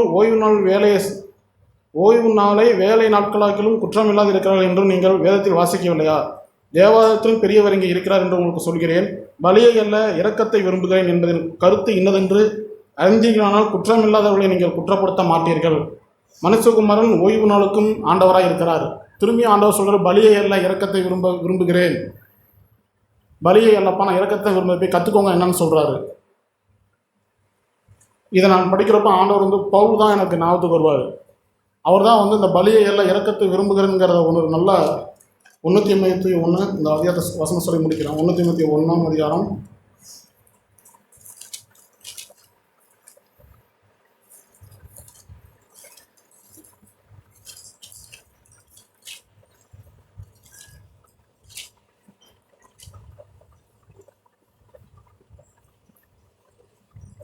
14 வசனம். நம்முடைய கர்த்தரின் கிருபை கிறிஸ்து இயேசு மேலுள்ள விசுவாசத்தோடும் அன்போடும் கூட என்னிடத்தில் பரிபூர்ணமாய் பெருகிற்று. பவுல் சொல்றாரு, கர்த்தரின் கிருபை கிறிஸ்து இயேசு மேலுள்ள விசுவாசத்திலோடும் அன்போடும் கூட என்னிடத்தில் பரிபூர்ணமாய் பெருகிற்று. அவர் சொல்றாரு, பரிபூர்ணமாய் என்னிடத்தில் பெருகிற்றுங்கிறாரு. கிறிஸ்துவின் அன்பு கிருபை அப்படி சொல்லிட்டு அடுத்து சொல்றாரு, பாவிகளை ரட்சிக்க கிறிஸ்து இயேசு உலகத்தில் வந்தார் என்கிற வார்த்தை உண்மையும் எல்லா அங்கீகரிப்புக்கும் பாத்திரமானது. அவர்களில் பிரதான பாவி நான். என்னிடத்தில் பரிபூர்ணமாய் கிருபை பெருகுச்சுன்னு சொன்ன பொழுது அடுத்த வசனத்தை சொல்றாரு, பாவிகளை ரட்சிக்க கிறிஸ்து உலகத்தில் வந்தார் என்கிற வார்த்தை உண்மையுள்ளது, எல்லா அங்கீகரிப்புக்கும் பாத்திரமானது. அவர்களில் பிரதான பாவி நான் என்று பவுல் சொன்னார். நாமும் நம்முடைய வாழ்க்கையில் நாம் எப்பொழுதெல்லாம் நமக்கு நன்மை நடந்தாலும் சரி, ஒருவேளை நமக்கு நாம் விரும்பாத காரியம் நடந்தாலும் சரி, நான் பாவி ஆண்டவரே, என்னை ரட்சிக்க வந்த தேவன் நீர், நான் மாத்திரம் இருந்தால் என்னிடத்தில் பாவம்தான் இருக்கும், நான் எனது சுயநலம் என்கிற அப்படி தான் நான் வாழ்ந்துட்டு இருப்பேன். ஆனால் உண்மை பார்க்கும் பொழுது, உம்மிடத்தில் வரும்பொழுது நான் பரிசுத்தமாகிறேன் ஆண்டவரே. நம்ம வாழ்க்கை நடக்கிற அந்த குஷ்டரோகி போல் நமக்கு ஒரு சுகம் கிடச்சிருச்சு அப்படின்னா நாம் நம்ம உயர்த்த வேண்டாம். நாம் இதுக்கு பாத்திரவான்கிற உணர்ந்தனால தான் 9 பேர் போயிட்டாங்க. அந்த ஒருவன் மாத்திரம்தான் பாவின்னு வந்தான். அதே போல் தான் நாமும் இருக்கணும். நாம் நம்முடைய வாழ்க்கையில் நமக்கு நடக்கிற சூழ்நிலைகளில் நமக்கு கிடைக்கிற வாய்ப்புகளை நாம் நம்ம உயர்த்தாதபடிக்கு நாம் பாவி ஆண்டவரே, இதற்கு நான் பாத்திரவானே இல்லை, என்ன நடந்தாலும் சரி, ஏதோ உடலை சுட்டரிக்க கொடுத்தாலும், ஒருவேளை நாம் நான் எங்கள் வீட்டிலேயோ இல்லை எங்கள் வேலையிலேயோ யாரோ கேட்டாங்க அப்படின்னா, ஏதோ ஒரு காரணத்தை கேட்குறாங்க அப்படின்னா, நான் முடியாதுன்னு சொன்னோம்னா எனக்குள்ளே ஒரு பெருமை தலை தூக்கும். பார்த்தீங்களா, நான் ஆண்டவருக்காக வைராக்கியமாக நிற்கிறேன், நான் இதை நான் செய்ய மாட்டேன் தான் அப்படின்னு நான் ஒரு ஸ்டாண்ட் எடுக்கிறப்ப எனக்குள்ளே ஒரு முளை கிளம்புது. அதிரசாமி ஆண்டவருக்காக பார்த்தியா எவ்வளோ வைராக்கியமாக நிற்கிறேன் அப்படின்னு ஒரு சத்தம் கேட்பேன் எனக்கு. அப்படி கேட்ட உடனே, ஆண்டவரே, பாவிகளில் பிரதான பாவி நான் ஆண்டவரே, ஒன்றுக்கும் தகுதி இல்லாதவன் நான், என்னை தகுதிப்படுத்தினது உமது கிருபை ஆண்டவரே, நீரே என்னை தகுதியுள்ளவனாய் மாற்றினீர். நான் சபைக்கு வந்த புதுசில் சபையில் வேலை செய்கிறப்பெல்லாம் சொல்லுவாங்க, ஏதாவது வேலை சொன்னப்பா இந்த வேலையை செஞ்சு கதிரேசன் சொன்னோம்னா எனக்குள்ளே ஒரு அலாதி சந்தோஷம், அப்படி பூரிப்பாகும். அப்படி பூரிப்பு வரும்போதெல்லாம், ஆண்டவரே நான் பாவி, இந்த பூரிப்புக்கு நான் பாத்திரவனே கிடையாது, இந்த பேர் எனக்கு கிடைப்பதற்கு நீங்கள் தான் ஆண்டவர் பாத்திரம், உங்களுடைய மகா கிருபை இரக்கத்தின் மூலமாக தான் எனக்கு இந்த பேர். இல்லைனா என்னுடைய பேர் எப்படி இருக்குன்னா, போலீஸ் சொல்கிற மாதிரி இந்த 420 அந்த மாதிரி ஒரு பேஜில் வர வேண்டிய என் பேர், திருடர்கள் பட்டியலில் வர வேண்டிய என் பேரை இன்னைக்கு இந்த வேலை செஞ்சு இவருன்னு சொல்லி என் பேரை நீங்கள் மகிமைப்படுத்துறீங்க ஆண்டவரே. அது என்னால் உண்டானதில்லை, எல்லாம் உமது கிருபை. நான் எனது சுயநலம் என்று இருக்கும்போது எனக்காக மரித்த தேவன் நீர், பாவிகளை ரட்சிக்க வந்த கிறிஸ்து நீர் ஆண்டவரே, உமக்கே எல்லாம். அப்படி நாம் எப்பெல்லாம் மனம் திரும்புகிறோமோ, நாம் எப்பெல்லாம் நம்மை படைக்கிறோமோ அப்பெல்லாம் தேவன் மகிமைப்படுவார். நம் வாழ்க்கை வாழ்ந்து கொண்டே இருக்கும். நீங்கள் தேவனுக்கு ஆசீர்வாதமாக இருந்து கொண்டே இருப்பீர்கள். அந்த 10 குஷ்டரோகிகளில் ஒருவன் திரும்பி வந்தான் போல், அதே போல தான் உங்கள் சூழ்நிலைகளில் நீங்கள் உங்களைப் போல எத்தனை பேர் நன்மை பெற்றிருந்தாலும் சரி, 10 பேரை நீங்கள் ஒருத்தனா திரும்பி வருவீங்க. இல்லை அப்படின்னா நாம் பெருமை அடைஞ்சு இதுக்கு நான் பாத்திரவான், இது என் வாழ்க்கை நடப்பதற்கு நான் பாத்திரவான் தான் அப்படின்னு நாம் எப்போல்லாம் உணர்ந்துடுறோமோ, நாம் அப்போவே நாம் பெருமை அடைஞ்சிட்டோம்னு அர்த்தம். தேவன் நம் வாழ்க்கையில் மகிமை விட மாட்டார். நாம் இந்த இந்த வசனத்தை கேட்குறப்ப எனக்கு அதான் உணர்வாக இருக்கும். எப்பொழுதும் ஆண்டவரே உன் பாதத்தை வந்து விழுந்துடுறேன் ஆண்டவர். நான் பாவிதான், இதற்கு நான் பாத்திரவானே இல்லை ஆண்டவரே. என்னை பலப்படுத்துகிற கிறிஸ்து நீர், ஒரு நன்மையும் தகுதி இல்லாத என்னை தகுதிப்படுத்துகிற தேவன் நீர் ஆண்டவரே. எல்லாம் உம்மால் தான் ஆகும். எல்லா துதியும் கனமும் மகியும் ஒருவருக்கே பாத்திரன்னு நாம் வந்துட்டாலே போதும். தேவன் நம் வாழ்க்கையில் நடக்கிற எல்லா பிரச்சனைகளையும் சரி, அது சந்தோஷமாக இருந்தாலும் சரி, துக்கமாக இருந்தாலும் சரி, தேவன் உங்களை விடுவிக்க வல்லவர். நீங்கள் அவருக்குள் வளர்ந்து கொண்டே இருப்பீர்கள். நான் அப்படி தான் உணர்றேன். இன்னும் நான் வளரணும் ஆண்டவரே. என்னிடத்தில் உள்ள குறைகளை எனக்கு காட்டுங்க. பாவிகளை பிரதான பாவிக்கிற உணர்வு எனக்கு இன்னும் தாங்க. என்னிடத்தில் உள்ள பாவங்களை வெளிப்படுத்துங்க ஆண்டவரே. நான் உண்மை போல பரிசுத்தமாகணும். யூதாவில் எழுதுகிற ஒரு வசனத்தை சொல்கிறேன். யூதா எழுதின ரொம்ப கடைசி அதிகாரம்.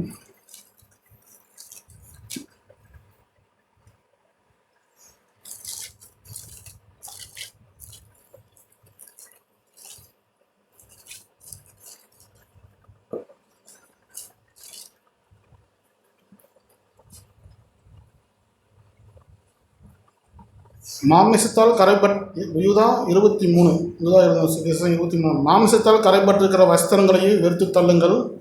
வலுவாதபடி உங்களை காக்கவும் தமது மகிமையுள்ள சன்னிதானத்திலே மிகுந்த மகிழ்ச்சியோடே உங்களை மாசற்றவராய் நிறுத்தவும் வல்லமையுள்ளவரும் தாம் ஒருவரே நாணமுள்ளவருமாகிய தம்முடைய இரட்சகராகிய தேவனுக்கு கனமும் மகத்துவமும் வல்லமையும் அதிகாரமும் இப்பொழுதும் எப்பொழுதும் உண்டாவதாக. ஆமேன். வலுவாதபடி நம்மை காக்கிற தேவனவர், மகிமையுள்ள சன்னிதானத்திலே மிகுந்த மகிழ்ச்சியோடு உங்களை மாசற்றவராய் நிறுத்தவும் வல்லமையுள்ளவரும். நம்மளை மாசற்றவராய் நிறுத்த வல்லமையுள்ள தேவன் அவர். தாம் ஒருவரை நாணமுள்ளவருமாகிய நம்முடைய இரட்சகராகிய தேவனுக்கு கனமும் மகத்துவமும் வல்லமையும் அதிகாரமும் எப்பொழுதும் உண்டாவதாக. சகலமும் அவருக்கு தான். அதை மாத்திரம் நம்ம உணர்ந்துட்டோம் போதும். நான் பாவி ஆண்டவரே, சகலமும் நீர் தான். அதை உணர்ந்துட்டோன்னா தேவன் நம் வாழ்க்கையில் மகிமைப்பட்டு கொண்டே இருப்பார். நானும் அப்படி தான் வளரணும்னு ஆசைப்படுற நம்பிக்கை இருக்கிறேன். ஆமென்.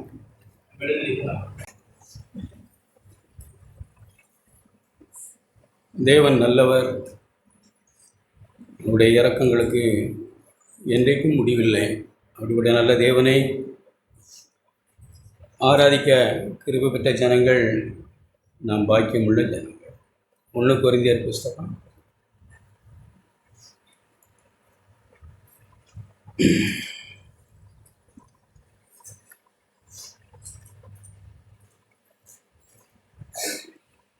'அப்போஸ்தலன் பவுல் இந்த மகிமையான சுவிசேஷத்தை நமக்கு ஆவியானவர் மூலமாய் கொண்டு வந்த மனுஷன். அவர் 4ஆம் வசனத்தில், என்னிடத்தில் நான் யாதொரு குற்றத்தையும் அறியேன், அதனாலே நான் நீதிமானாகிறதில்லை, என்னை நியாயம் விசாரிக்கிறவர் கர்த்தர் என்று அவர் சொல்லிட்டு, ஒரு சிலர் மேன்மை பாராட்டி கொண்டு பெற்றுக்கொள்ளாதவர்கள் போல மேன்மை பாராட்டி கொண்டிருக்கிறதை குறித்து அவர் சொல்லுகிறார். 7ஆம் வசனம், உங்களை விசேஷித்தவனாகும்படி செய்கிறவர் யார்? நம்மையே நாம் இருதயத்தில் கேட்டு பார்க்கணும். நம்மளை விசேஷித்தவனாகும்படி செய்தவர் யார்? எது? யார்? தேவன். நீ பெற்றுக்கொள்ளாதது எது? சில நேரங்களில் நாம் பெற்றுக்கொள்ளாதவர்கள் போல் அப்படி தான் பேசுகிறார் அவர். நீ பெற்றுக்கொள்ளாதது யாது? நீ பெற்றுக்கொண்டாயானால், பெற்றுக்கொண்டவனானால் நீ மேன்மை பாராட்டவே மாட்டையே. உன்னால் எப்போதுமே மேன்மை பாராட்டவே முடியாது. ஏன்னா நீ தேவனிடத்திலிருந்து பெற்றுக்கொண்டவன். நீதியை உடுத்தினவன் அல்ல, உடுத்துவிக்கப்பட்டவன். சிலர் நாம் நீதியை உடுத்தினவர்களாக இங்கே வந்து மேன்மை பாராட்டி கொண்டிருக்கிறோம். இல்லை, நாம் உடுத்துவிக்கப்பட்டவர்கள். அடிக்கப்பட்ட ஆட்டுக்குட்டியானவருடைய நீதியினால் உடுத்துவிக்கப்பட்டவர்கள். உடுத்தினவர்கள் அல்ல, உடுத்தி கொண்டு வந்தவர்கள் அல்ல.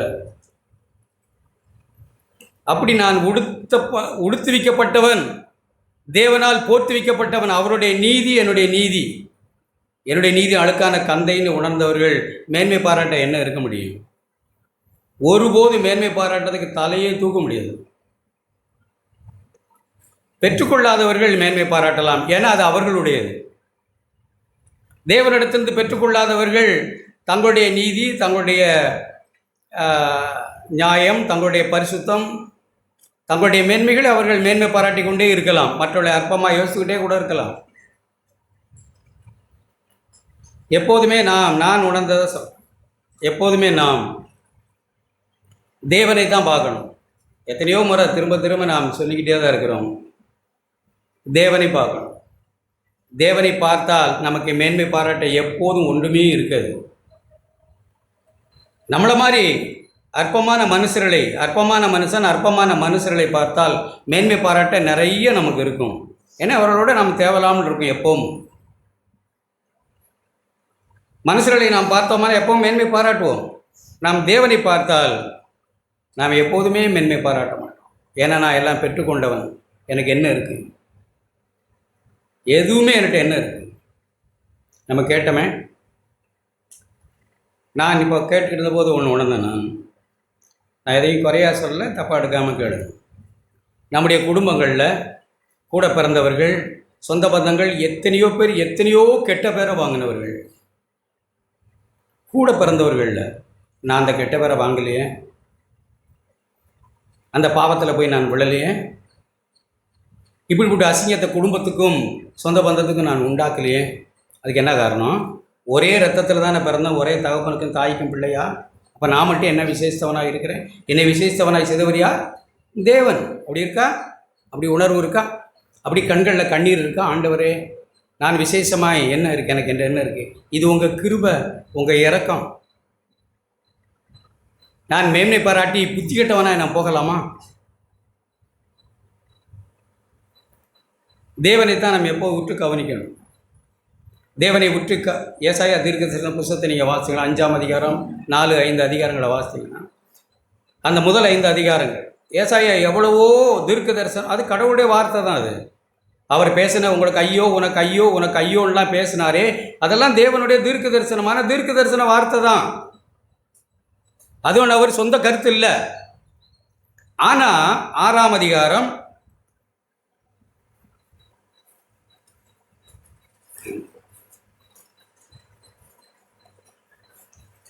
1ஆவது வசனம், உசியா ராஜா மரணமடைந்த வருஷத்தில் ஆண்டவர் உயரும் உன்னதமான சிங்காசனத்தின் மேல் வீற்றிருக்கிறதை கண்டேன். இதுவரையே ஆண்டவரை காணல. ஆண்டவரை காணாமல் அவர் பேசின தீர்க்க தரிசனம் தப்பு இல்லை, அது உண்மையான தீர்க்க தரிசனம் தான். ஆனால் ஒரு விஷயத்தை இப்போ உணர்வடைகிறார். அவர் ஆண்டவரை கண்டு அவருடைய வஸ்திர தொங்கலால் தேவாலயம் நிறைந்திருந்தது. கேருபீன்கள் சேராபீன்கள் அவரை எப்படி பார்த்து எப்படி துதிக்கிறாங்க எல்லாம் படிக்க நேரம் இல்லை. செட்டைகளால் மூடிக்கொண்டு, கால்களை மூடிக்கொண்டு, முகத்தை மூடிக்கொண்டு, 2 செட்டைகளால் பறந்து கொண்டு தேவனை பார்த்தல. தேவனே நீர் பரிசுத்தர் பரிசுத்தர் பரிசுத்தர்னு சொல்லலை. அவ்வளவு தகுதி இல்லாதவர்கள் தேவதூதர்கள் தங்களை உணர்றாங்க.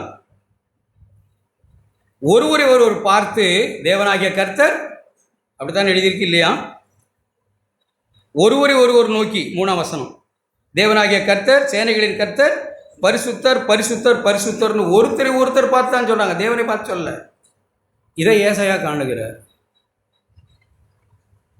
தேவதூதர்கள் வீழ்ச்சி இல்லாத மனுஷர்கள் அல்ல. அவர்கள் எவ்வளவா தெய்வத்துக்கு பயந்து எவ்வளவாய் தங்களை மூடி மறைத்து கொண்டு தேவனாகிய கர்த்தர் பரிசுத்தர் பரிசுத்தர் என்று சொல்கிறாங்களே அப்படின்னு அவர் உணர்வடைந்து கூப்பிடுகளின் சத்தத்தால் வாசல்கள் நிலைகள் அசைந்து ஆலயம் புகையினால் நிறைந்து ஒரு விஷயத்தை ஏசாயா உணர்ந்து கொள்ளும்படிக்கு ஒரு சில காரியங்கள் அங்கே நடக்குது. அப்போது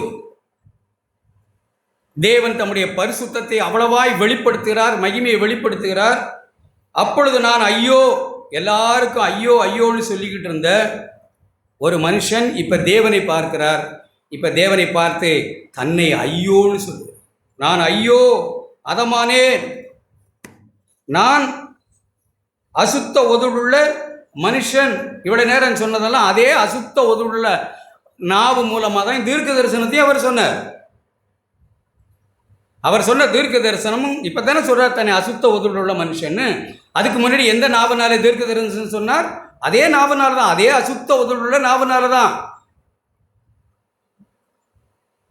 தேவனை நம்ம பார்த்துட்டோம்னா சும்மா கொஞ்சம் பேர் தான் நம்ம உணர்வு அடைந்திருக்கோம். நம்ம யாரும் தலை தெரித்து தலைகளை நம்ம போக வேண்டிய தேவையில்லை. ரொம்ப மினிமமான ஜனங்கள், தப்பாக விளங்கிக்க வேண்டியதில்லை. தேவனுடைய பார்வையில் ரொம்ப மினிமமான ஜனங்கள் தான் தேவனை அறிந்தவர்கள் நாம், அல்லது தேவனுடைய பரிசுத்தத்தை அறிந்தவர்கள். ஐயோ அதமானேன், நான் அசுத்த உதடுள்ள மனுஷன், இவ்வளவு நேரம் சொல்லிக்கிட்டு இருந்தேனே, என்னை சுற்றி இருக்கிற ஜனங்களும் அசுத்த உதடுள்ள மனுஷர்கள் தான், நானும் அசுத்த உதடுள்ள மனுஷன்தான் என்று அவர் உணர்வடைந்து ஆழமாய் தேவனை பார்த்து ஐயோ என்று சொன்னார்.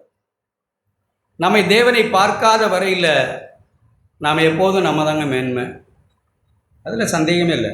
அதான் சொல்கிறேன், சுருக்கமான பேர் தான் இங்கே. தேவனை நம்ம பார்த்து அறிஞ்சிருப்போம். நிக்கோதேமு ஆண்டவரிடத்தில் சொன்ன மாதிரி, நீர் தேவனிடத்திலிருந்து வந்தீர் என்றும் தேவன் உங்கள் கூட இருக்கிறனா இப்படிப்பட்ட காரியங்களை செய்ய முடியாது என்றும் எல்லாம் ரைட்டு தான். உண்மை ஆராதிக்கிறோம், ரைட்டு தான். ஸ்தோத்திரம் இயேசுவே ஆண்டவரே, எல்லாமே ரைட்டு தான். ஆனால் மறுபடியும் பிறக்காத ஒருத்தர் அப்படி சொல்லலாம்ங்கிறத நம்ம மறக்கக்கூடாது. மறுபடியும் பிறக்காத ஒருவரும் நீர் தேவனிடத்திலிருந்து வந்தவர் என்றும் தேவன் உங்களோட கூட இருக்கிறார் என்றும், அப்படி இல்லாவிட்டால் இப்படிப்பட்ட அற்புதத்தை செய்ய மாட்டார் என்றும், இயேசுவே நீர் நல்லவர் நல்லவர், அப்படிப்பட்டவர் இப்படிப்பட்டவர் என்று எல்லாரும் துதிக்கலாம். மறுபடியும் பிறக்காதவர்கள் இதை செய்யலாம், நம்மளால் செய்ய முடியும். ஆண்டவர் எல்லாம் பற்றி என்ன தெரிஞ்சிருக்கப்பா, நீ சொல்கிறதெல்லாம் ரைட்டு தான், ஆனால் நீ மறுபடியும் பிறக்கணும். நீ எல்லாம் தெரிஞ்சிருக்கிறதுனால நீ தேவனுடைய பிள்ளை இல்லை, ஆக முடியாது. நீ மறுபிறப்பு அடையணும். இஸ்ரவேலில் போதகன், எல்லாருக்கும் போதிச்சுக்கிட்டு இருக்கிற நீ மறுபடியும் பிறக்காதவன். நீ சில வேளைகளில் மேலோட்டமாக ஒரு சில விஷயங்களை நாம் அறிஞ்சிருக்கிறோம், சபையை அறிஞ்சிருக்கிறோம், மேலோட்டமாய் சத்தியத்தை நாம் அறிஞ்சிருக்கிறோம், மனுஷர்களை அறிஞ்சிருக்கிறோம், ஒரு கட்டடத்தை அறிஞ்சிருக்கிறோம், ஒரு நெருக்கமான ஐக்கியங்கள்னு நினச்சிக்கிட்டு ஒரு நட்புகளை வளர்த்துருக்கிறோம். ஐக்கியம் இல்லை, ஐக்கியப்படுகிறவர்கள் கொஞ்சம் பேர். இங்கே உண்மையாகவே ஐக்கியப்படுகிற ஜனம் சொற்பம், நண்பர்கள் நிறைய பேர். நீங்கள் நம்ம விளைவிக்கணும்.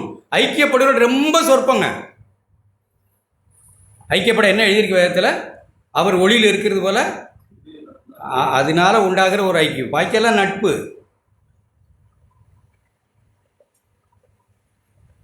ஐக்கியம் நான் இல்லை அப்படின்னு சொல்கிற ரெண்டு பேருக்கு நடுவில் ஏற்படுகிற அது ஐக்கியம். நான் தான், ஏன் காரியம்தான், எனக்கு தான் எல்லாம் தெரியும். சிலருக்கு எப்படி தான் திடீர்னு அப்படிலாம் வரும்னு தெரில, சும்மா தான் இருப்பாங்க. அப்புறம் பார்த்து திடீர்னு எல்லாமே தெரிஞ்ச மாதிரி நமக்கு ஆயிரும். என்ன ஆச்சு என்ன ஆச்சு, சும்மா தானே இருந்தோம், என்ன இப்போ இப்படி இருக்கோம்?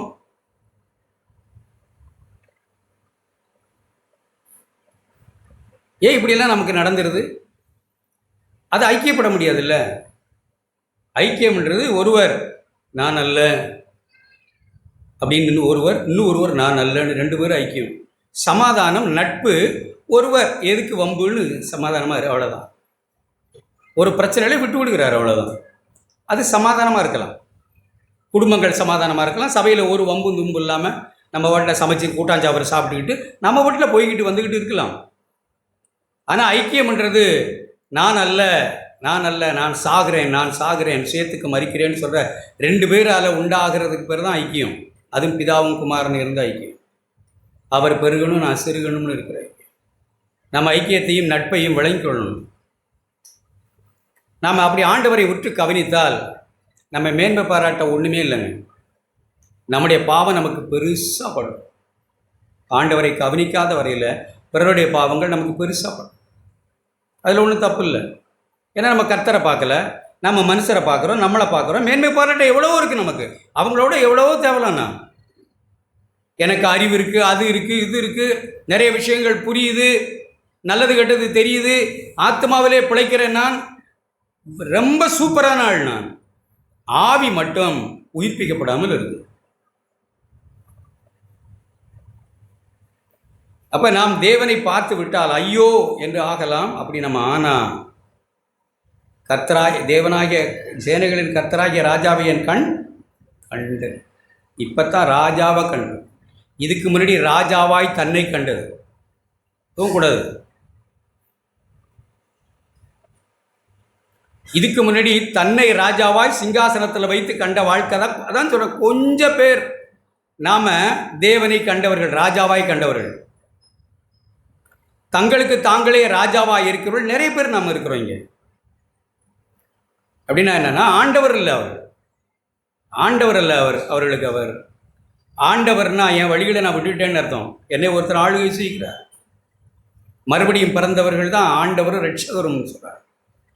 மறுபடியும் பிறவாதவர்கள் இங்கே ராஜா, அவர்கள் தான் ராஜா. அவர்களை ஆளுகிற, அவர்களை திருத்துகிற, அவர்களை நடத்துகிற ஒருவர் இல்லை. நம்ம கேட்டோமே, நம்மை திருத்துறாங்க, நம்ம நடத்துகிறாங்க, நம்ம போதிக்கிறாங்க, புத்தி சொல்லுகிறாங்க. ஒருத்தர் இருக்காங்களா நமக்கு? அவர் தான் நமக்கு ராஜாவா, ஆண்டவரா? அப்படி ஏசாயா கண்டபோது, அப்போது சேருபனியில் ஒருவன் பலிபீடத்திலிருந்து ஒரு கையில் பிடித்திருந்த குரட்டால் ஒரு நெருப்பு தழலை எடுத்து வந்து பறந்து வந்து அதனால் என் வாயை தொட்டான். தொட்டு, இதோ இது உன் உதடுகளை தொட்டதனால் உன் அக்கிரமம் நீங்கி உன் பாவம் நிவர்த்தியான. எப்படிலாம் சொல்கிறாங்க பாருங்க. இதுக்கு முன்னாடி என்ன? பாவம் நிவர்த்தி ஆகலை, அக்கிரமம் நீங்கலை. தீர்க்க தரிசனம் சொல்லிக்கிட்டு இருக்கிறார் ஒருவர். இப்போ கர்த்தரை கண்டபோது செத்தவனை போல ஒருவர் ஆழமாய் உணர்வுடைகிறார். மேன்மை பாராட்டுறதுக்கு எனக்கு ஒன்றும் இல்லை ஆண்டவரேன்னு ஆழமாய் இரக்கம் பெற்றவன் ஆண்டவரே. நான் இருக்கிறதுக்கு என்ன தகுதி இருக்கு? எனக்கு என்ன மேன்மை இருக்கு? நரகாக்கனைக்கு மட்டும்தான் நான் பாத்திரன், வேற எதுக்குமே தகுதி இல்லை. நான் அப்படிப்பட்ட பாவி மேலே இரக்கம் செய்தீங்களே, தயவு பாராட்டினீங்களே. உங்கள் இரக்கம் எவ்வளோ பெருசான. நான் என்ன கொடுத்து வச்சோன்னா,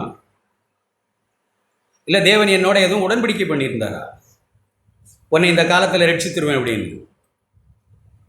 ஆபிரகாமோடு பண்ணினது போல, ஈசாக்கோடு பண்ணினது போல, யாக்கோபோடு பண்ணினது போல நமக்கு ஏதோ உடன்படிக்கை பண்ணியிருந்தாரா ஆண்டவர்?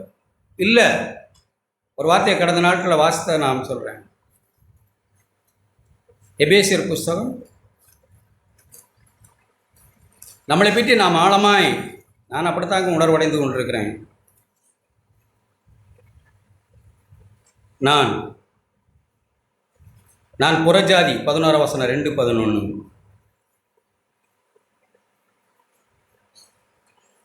விருத்த சேதனம் இல்லாதவன் எனப்பட்டவன் நான், விருத்த சேதனம் பண்ணப்படாதவன். எனக்கும் இந்த உலகத்துக்கும் பெரிய பிணைப்பு, தொப்புள் கொடி. இன்னும் உறவுகள், சொந்தம், பந்தம், இந்த உலகத்தின் பணம், மோகம், ஆசை, அதன் மேலே ஆழமான பிடிப்பு எனக்கு இருந்துக்கிட்டே இருக்கேன். நான் விருத்த சேதனம் பண்ணவே படாதவன். அக்காலத்தில் கிறிஸ்துவை சேராதவன், இஸ்ரவேலுடைய காணி ஆட்சிக்கு புறம்பானவன், வாக்குத்தத்தத்தின்படி உடன்படிக்கைகளுக்கு அந்நியன், எந்த வாக்குத்தத்தத்தையும் கிளைம் பண்ண ஒரு அருகதை பெற்றவன். எனக்கு இதை செய்வீங்கன்னு சொல்லியிருக்கீங்களே, எப்போ சொல்லியிருக்காங்க? சொல்லலை. எனக்கு ஒரு வாக்குத்தத்தம் ஆண்டவர் சொல்லலை. வாக்குத்தத்தத்துக்கு அந்நியன் நான், நம்பிக்கை இல்லாதவன், இவ்வுலகத்தில் தேவனற்றவன். அப்படிங்கிறத நினைச்சிருக்கியா? நீ யாருன்னு உனக்கு புரிஞ்சுக்க. நீ எப்படிப்பட்டவன்? முன்னே தூரமாக இருந்த நான் எப்படியெல்லாம் இருந்தேன். எனக்கு ஒரு உடன்படிக்கையை நான் கிளைம் பண்ண முடியாது. ஆபிரகாமுக்கு சொன்னீரே ஆண்டவரே, அது ஆபிரகாமுக்கு சொன்னது. நீ புறஜாதி, நீ காணியாட்சிக்கு புறம்பானவன், வாக்குத்தத்தத்துக்கு அந்நியன். உனக்கு என்ன இருக்கு? ஆனா என்ன எழுதியிருக்கு பாருங்க. முன்னே தூரமாக இருந்த நான் இப்பொழுது கிறிஸ்து இயேசுவுக்குள் அவருடைய இரத்தத்தினாலே. இந்த இரத்தத்தை யார் சிந்த வச்சது? நான் தான் கொண்டு வந்தேனா? பாட்டில் பிடிச்சி. அது அவருடைய தயவு.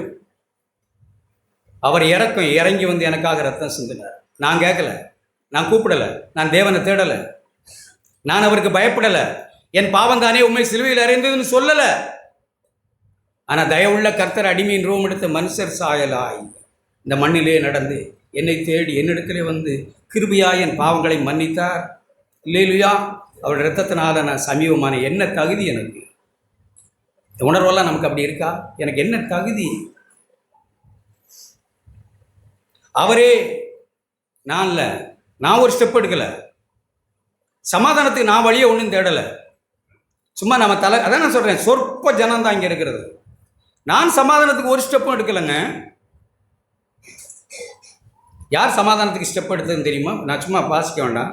சீசரெல்லாம் பயந்து எல்லாரும் அவரை அந்தரமாய் விட்டு சிலுவையில் விட்டுட்டு ஓடிட்டாங்க. எல்லாம் ஓடி போய் ஒளிஞ்சுக்கிட்டாங்க பயந்து போய். உங்களுக்கு சமாதானம். முதல் ஸ்டெப் யார் எடுத்தா? அல்லேலூயா. தெய்வத்தை அப்படி நீங்கள் பார்க்குறீங்களா? சமாதான ஸ்டெப் எடுத்தவர் என் ஆண்டவர். என்ன எழுதியிருக்கு? அவரே நம்முடைய சமாதான காரணரானார். நான் சமாதானமாகும் போல.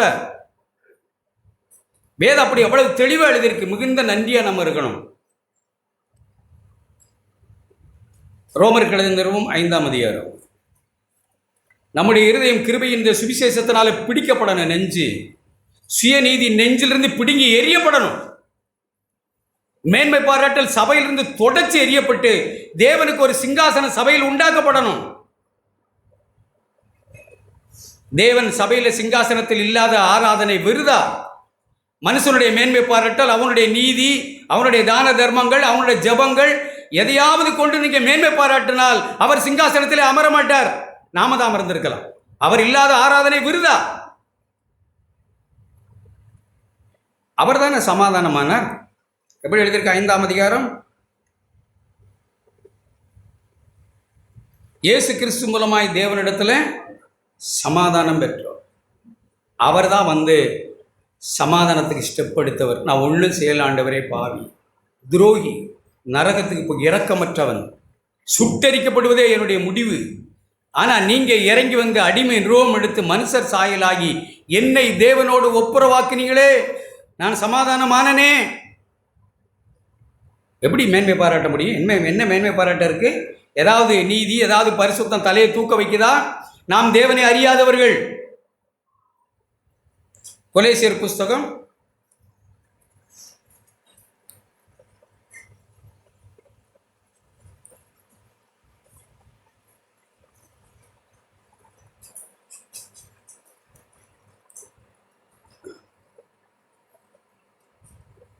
'அவரே நம்மை சமாதானம் பண்ணினார்' எழுதியிருக்கு 2ஆம் அதிகாரம். எல்லாவற்றையும் உரிந்து கொண்டு வெளியரங்கமான கோலமாக்கி சிலுவையில் வெற்றி சிறந்து அவர் தான் ஒரு ஸ்டெப் எடுத்தார். இப்படி சமாதானம் பண்ணினாங்க ஆண்டவர். எபேசியர் புஸ்தகத்தில் ஒரு வார்த்தையை நீ வாசிங்கன்னா, இருதரத்தாரையும் ஒன்றாக்கி. 2ஆம் அதிகாரம். அவரே நம்முடைய சமாதான காரணராகி நான் சமாதான தூதுவனாய் போல. அவர் தான் சமாதான தூதுவராய் இந்த பூமிக்கு இறங்கி வந்தவர். அவர்தான் தேவனுக்கும் மனுஷருக்கும் சமாதான தூதுவராய் அடிமையின் ரோம் எடுத்து மனுஷர் சாயலாகி இறங்கி வந்து அவர் தான் சமாதான தூதர். நான் ஸ்டெப் எடுக்கலை, அவர் தான் என் வாழ்க்கைக்கு ஸ்டெப் எடுத்து தேவனுக்கும் எனக்கும் சமாதானத்தை உண்டு பண்ணினார். எனக்கு மேன்மை பாராட்ட என்ன இருக்குது? உணர்ந்துருக்கிறோமா? ஏதோ வந்தோம், ஏதோ 2 பாட்டை பாடினோம், ஏதோ ஸ்தோத்திரம் சொன்னோம், சபையில் இருக்கிறோம். இல்லைங்க, அது இல்லை. எவ்வளவு இரக்கம் பெற்ற ஜனம், எவ்வளவா தயவு பெற்ற ஜனம். எனக்கு சமாதானம் பண்ணினீங்களே ஆண்டவரே. நாம் திருப்பிக்கொள்ள எடுத்த வார்த்தையை, அவரே எப்படி நமக்கு சமாதானத்தை உண்டு பண்ணினார் ஆண்டவர். அவர் தான் ஸ்டெப் எடுத்தாங்க, நான் எடுக்கலை. அந்த உணர்வெல்லாம் நமக்கு இருக்கா? ஒரு கூட்ட ஜனம் தேவனை விட்டு பிரிஞ்சதுக்கும் இரக்கம் பெறாமல் போனதுக்கும் என்ன காரணம் அப்படின்னு அப்போஸ்தலர் நமக்கு சொல்லுங்க. ஏசாயா அப்படி தான் விளங்கி கொண்டார். அக்கிரமம் நீங்கி சுகமாகி நல்லா ஆனாங்க. அதுக்கு பிறகு அவரோட வாயில் என்ன வருது தெரியுமா உங்களுக்கு? தீர்க்க தரிசனம். ஐயோ ஐயோ ஐயோன்னுக்கிட்டு இருந்தார். 7ஆம் அதிகாரத்தில் என்ன எழுதியிருக்கு? தீர்க்க தரிசனம். ஏசாயா நான் விட்டுட்டு அதை சொல்கிறேன். 7ஆம் அதிகாரம். அவர் எப்படி தீர்க்க தரிசனம், அடுத்த தீர்க்க தரிசனம், முதல்ல அவர் தீர்க்க தரிசனம் எப்படி சொல்கிறார் பார். 7ஆம் அதிகாரம். ஆண்டவர் தாமே, 14ஆம் வசனம், ஆண்டவர் தாமே உங்களுக்கு ஒரு அடையாளத்தை கொடுப்பார். இதோ ஒரு கன்னிகை கர்ப்பவதியாகி ஒரு குமாரனை பெறுவாள். அவருக்கு இம்மானுவேல், தேவன் நம்மோடு இருக்கிறார் என்று தீர்க்க தரிசனத்தை வாய் சுத்தமான பிறகு, தன்னுடைய அசுத்தத்தை கண்ட பிறகு தான் உண்மையாகவே நானும் உணர்வடைஞ்சான்னு சொல்கிறேன். என்னைக்கு என்னுடைய அசுத்தத்தை ஆழமாய் நான் கண்டேனோ, அசுத்தம்னு சொல்கிறது பாவத்தை இல்லை, பாவம்ங்கிறது மட்டும் இல்லை, அந்த பாவம் விட்டேன், இந்த பாவம் விட்டேன், பாவ அறிக்கை என்னை பொறுத்து நான் விளங்கிக்கிறது சொல்கிறேன். என்ன பாவ அறிக்கை? நானே பாவி, அப்புறம் என்னத்தை பாவம், அந்த பாவம் இந்த பாவம்னு சொல்லிக்கிட்டு இருக்கிறதுக்கு. அந்த பாவி பொறுத்த போய் ஆயக்காரன் போய் நின்று ஜெபிச்சாரு. என்ன சொல்கிறாரு?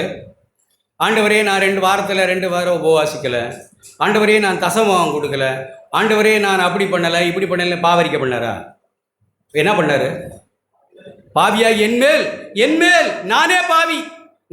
அப்புறம் எந்த பாவத்தை நான் சொல்லிட்டு இருக்கிறதுக்கு? நானே பாவி. அப்புறம் இந்த பாவத்தை செய்யல, அந்த பாவத்தை செய்யல, அது இதுன்னு என்ன சொல்லியிருக்கு? நானே பாவி. அதுதான் அருமையான ஜெபம். அவன்தான் நீதிமான். நானே பாவி, என்மேல் கிருபையாயிரும். அவ்வளோதான். இந்த பாவம் அந்த பாவம் இல்லை. அவன் சொன்னால் என்ன சொல்லியிருக்கணும்? அவனை போல் உபவாசிக்கல, அவனை போல் அப்படி பண்ணலை, அவனை போல் இப்படி பண்ணலை, என் பாவங்களை மன்னிங்கன்னு சொல்லணும். அவன் அப்படியெல்லாம் இல்லை. அவன் ஒரு விஷயத்தை அவன் என்ன செஞ்சாலும், எத்தனை உபவாசித்தாலும், எத்தனை நீதி செய்தாலும், நான் பாவி, உங்க கிருபையினால தான் இதெல்லாம் செய்கிறேன், வேற எனக்கு என்ன அருகதை இருக்கு? வாரத்தில் 2 தடவை உபவாசிக்கிறேன்னா உங்க தயவு. என்ன வேலை இங்க சபையில செய்யறனாலும் உங்க தயவு, உங்க இரக்கம். எனக்கு மேன்மை பாராட்ட ஒண்ணு இல்லை ஆண்டவரே. ஒரு கூட்ட ஜனம், இப்ப நம்ம கேட்டோம் பலி 2 நாளாம் புஸ்தகம், ஒரு பெரிய வெளிப்பாடை அந்த காலத்துல பழைய உடன்படிக்கையின் ஜனங்களுக்கெல்லாம் கட்டடம் தான். சாலமோன், தாவீது எல்லாரும், அவர்களுக்கு ரகசியங்கள் மறைக்கப்பட்டது. அது நிழல், நமக்கு நிஜம் கிறிஸ்து. எல்லா தீர்க்க தரிசன புஸ்தகங்களும் கிறிஸ்துவை பற்றி தான் நமக்கு காண்பிக்குது. சபையில் எப்போதும் கிறிஸ்து தான் சபையில். எல்லா தீர்க்க தரிசன புஸ்தகங்களும் என்ன எழுதியிருக்கு? இயேசுவை. நீங்கள் வாசிக்கிறீங்களா? அப்படி லூக்கா 24ஆம் அதிகாரத்தில் ஆண்டவரே தான் சொன்னாங்க. என்ன சொன்னாங்கன்னு உங்களுக்கு தெரியுமா? ஞாபகம் இருக்கா? யாராவது சொல்லுங்க.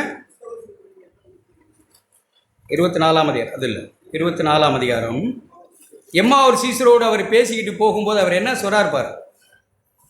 நம்ம கண்கள் திறக்கப்படணும், நம்முடைய எல்லாருடைய கண்கள் இன்னும் திறக்கப்படணும். நான் என் கண்ணை திறக்க ஆண்டவரேன்னு தான் சொல்றேன். அவர் 24 வாசிக்க, அப்பொழுது அவர்களை நோக்கி தீர்க்கதரிசிகள் சொன்ன யாவையும் விசுவாசிக்கிறதுக்கு புத்தி இல்லாத மந்த இருதயம் உள்ளவர்களே, என்னை விசுவாசிக்க முடியாத மந்த இருதயம் உள்ளவர்கள் தான் அர்த்தம். தீர்க்கதரிசி என்ன சொல்றாரு? அடுத்து சொல்றார், தீர்க்கதரிசி மகிமைப்படவும் அவரை பாடுபடவும் மகிமைப்படவும் வேண்டும் என்று தீர்க்கதரிசி என்ன சொல்றார்? மோசே முதலிய சகல தீர்க்கதரிசிகளும் எழுதின வேத வாக்கியங்களில் எல்லாவற்றிலும் என்ன எழுதியிருக்கு? தம்மை குறித்து சொல்லியவைகளை அவர்களுக்கு விவரித்து காண்பித்தார். அப்ப எல்லா தீர்க்க தரிசனங்களும், இன்னும் 44ஆம் வசனம், அவர்களை நோக்கி மோசேயின் நியாயப்பிரமாணத்திலும் தீர்க்கதரிசிகளின் ஆகமங்களிலும் சங்கீதங்களிலும் என்னை குறித்து எழுதியிருக்கிறீர்கள் எல்லாம் வேண்டியதென்று நான் உங்களோடு இருந்து உங்களுக்கு சொல்லி கொண்டு வந்த விசேஷங்கள் இவைகளே. அப்ப தீர்க்க தரிசனங்கள், சங்கீதங்கள்ல எல்லாவற்றிலையும் இயேசுவை பெற்றது. அவர்தான் ரட்சகர், அவரால் மட்டும்தான் பாவ மன்னிப்பு. இன்னும் எபேசியர் புத்தகத்தில் புரிய மாட்டேங்க நமக்கு. அதனால தான் நான் சத்தமாக சொல்றேன். எனக்கு கோபம் இல்லை, எனக்கு சத்தமாக சொல்லணும், அது புரியணும். மனசில் புரிய மாட்டேன். நம்முடைய நீதி, நம்முடைய எதையோ இன்னும் நான் காலையில் வாசித்தேன். அப்படி என்னை பார்க்குறவங்க இங்கே நிற்கிற வழியில் சிலர் இந்த காட்சியை காணும்போது மறிக்க மாட்டாருன்னு சொன்னார் ஆண்டவர். தெரியுதா உங்களுக்கு? ஞாபகம் இருக்கா? லூக்கா 9ன்னு நினைக்கிறேன், 15ன்னு நினைக்கிறேன். மருவமலைக்கு அவர் போனார். இங்கே நிற்கிற வழியில் ஒரு சிலர் மறிக்க மாட்டீங்கன்னு சொன்னார். அப்படி சொல்லி வீட்டில் படிச்சு பாரு. அப்போ மோசே, எலியாவும் இயேசுவோட ஆண்டவரோடு என்னத்தை பேசிக்கிட்டு இருந்தாங்க? எப்படி இவர் பாடுபட்டு எப்படி நீதியை நிறைவேற்ற போனார்னு பேசிக்கிட்டு இருந்தாங்க. அப்போ இந்த போன சகோதரர்கள், மனுஷர்கள் 3 பேருக்கு ஒரு கூடாரம் போட்டு நம்ம இங்கே தங்கலாம்னு சொன்னாங்க. பரலோகத்திலிருந்து ஒரு சத்தம் உண்டாகி ஒரு மேகம் மூடி அவங்களெல்லாம் மறைச்சிட்டு, இவரை நேசகுமாரன், இவருக்கு செவி கொடு. சபையில் கிறிஸ்து ஒருவரே மகிமைப்படணும். எல்லா மனுஷனும் நானும் செத்தவனாய் போகணும். மனுஷனுடைய நீதி, சுயபலன், சுயநீதி, நான் அதை செய்கிறேன் இதை செய்கிறேன்ற பேச்சு என் வாயிலிருந்து ஒழியணும்னு நான் நினைக்கிறேன். அந்த பிரசங்கமே இருக்கக்கூடாது. எப்போ பார்த்தாலும் அதை செய்யணும். கிறிஸ்து மகிமைப்பட மாட்டேன். இவர்கள் செய்துதான், நான் செய்துதான் சிங்காசனத்தில் இருக்கிறேன், செய்தவன் வந்திருக்கிறேன். நல்லது. கதிரேசன் சொன்னாம நம்ம கேட்டோமே, இதை செய்ய வைத்தவர் யாரு? தேவன். இரக்கம் பெற்றிருக்கிறேன், இதை செய்கிறதற்கு, பாடுகிறதற்கு இரக்கம் பெற்றிருக்கிறேன். இப்ப வார்த்தையை கொண்டு வந்து பகிர்ந்து கொள்வதற்கு இரக்கம் பெற்றிருக்கிறேன். வேற என்ன இருக்கு எனக்கு? இந்த இரக்கத்தை தவிர வேற என்ன எனக்கு இருக்கு? அப்படி இருக்கா மனசு? எல்லாமே எங்க போகுதுன்னா இயேசு. எபிரேயர் புத்தகத்தில் எழுதியிருக்கு, காலாகாலமாய் திருவுளம் பற்றின தேவன். எபிரேயருக்கு எழுதின புஸ்தகம், பூர்வ காலங்களில் பங்கு பங்காகவும் வகை வகையாகவும் திருவுளம் பற்றின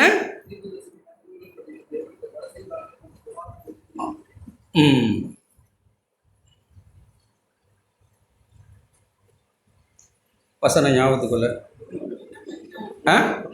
1ஆம் அதிகாரம். இப்படி பற்றின தேவன் இந்த கடைசி காலங்களில் தம்முடைய குமாரன் மூலமாய் திருவுளம் பற்றினார். மோசே இல்ல, எலியா இல்ல.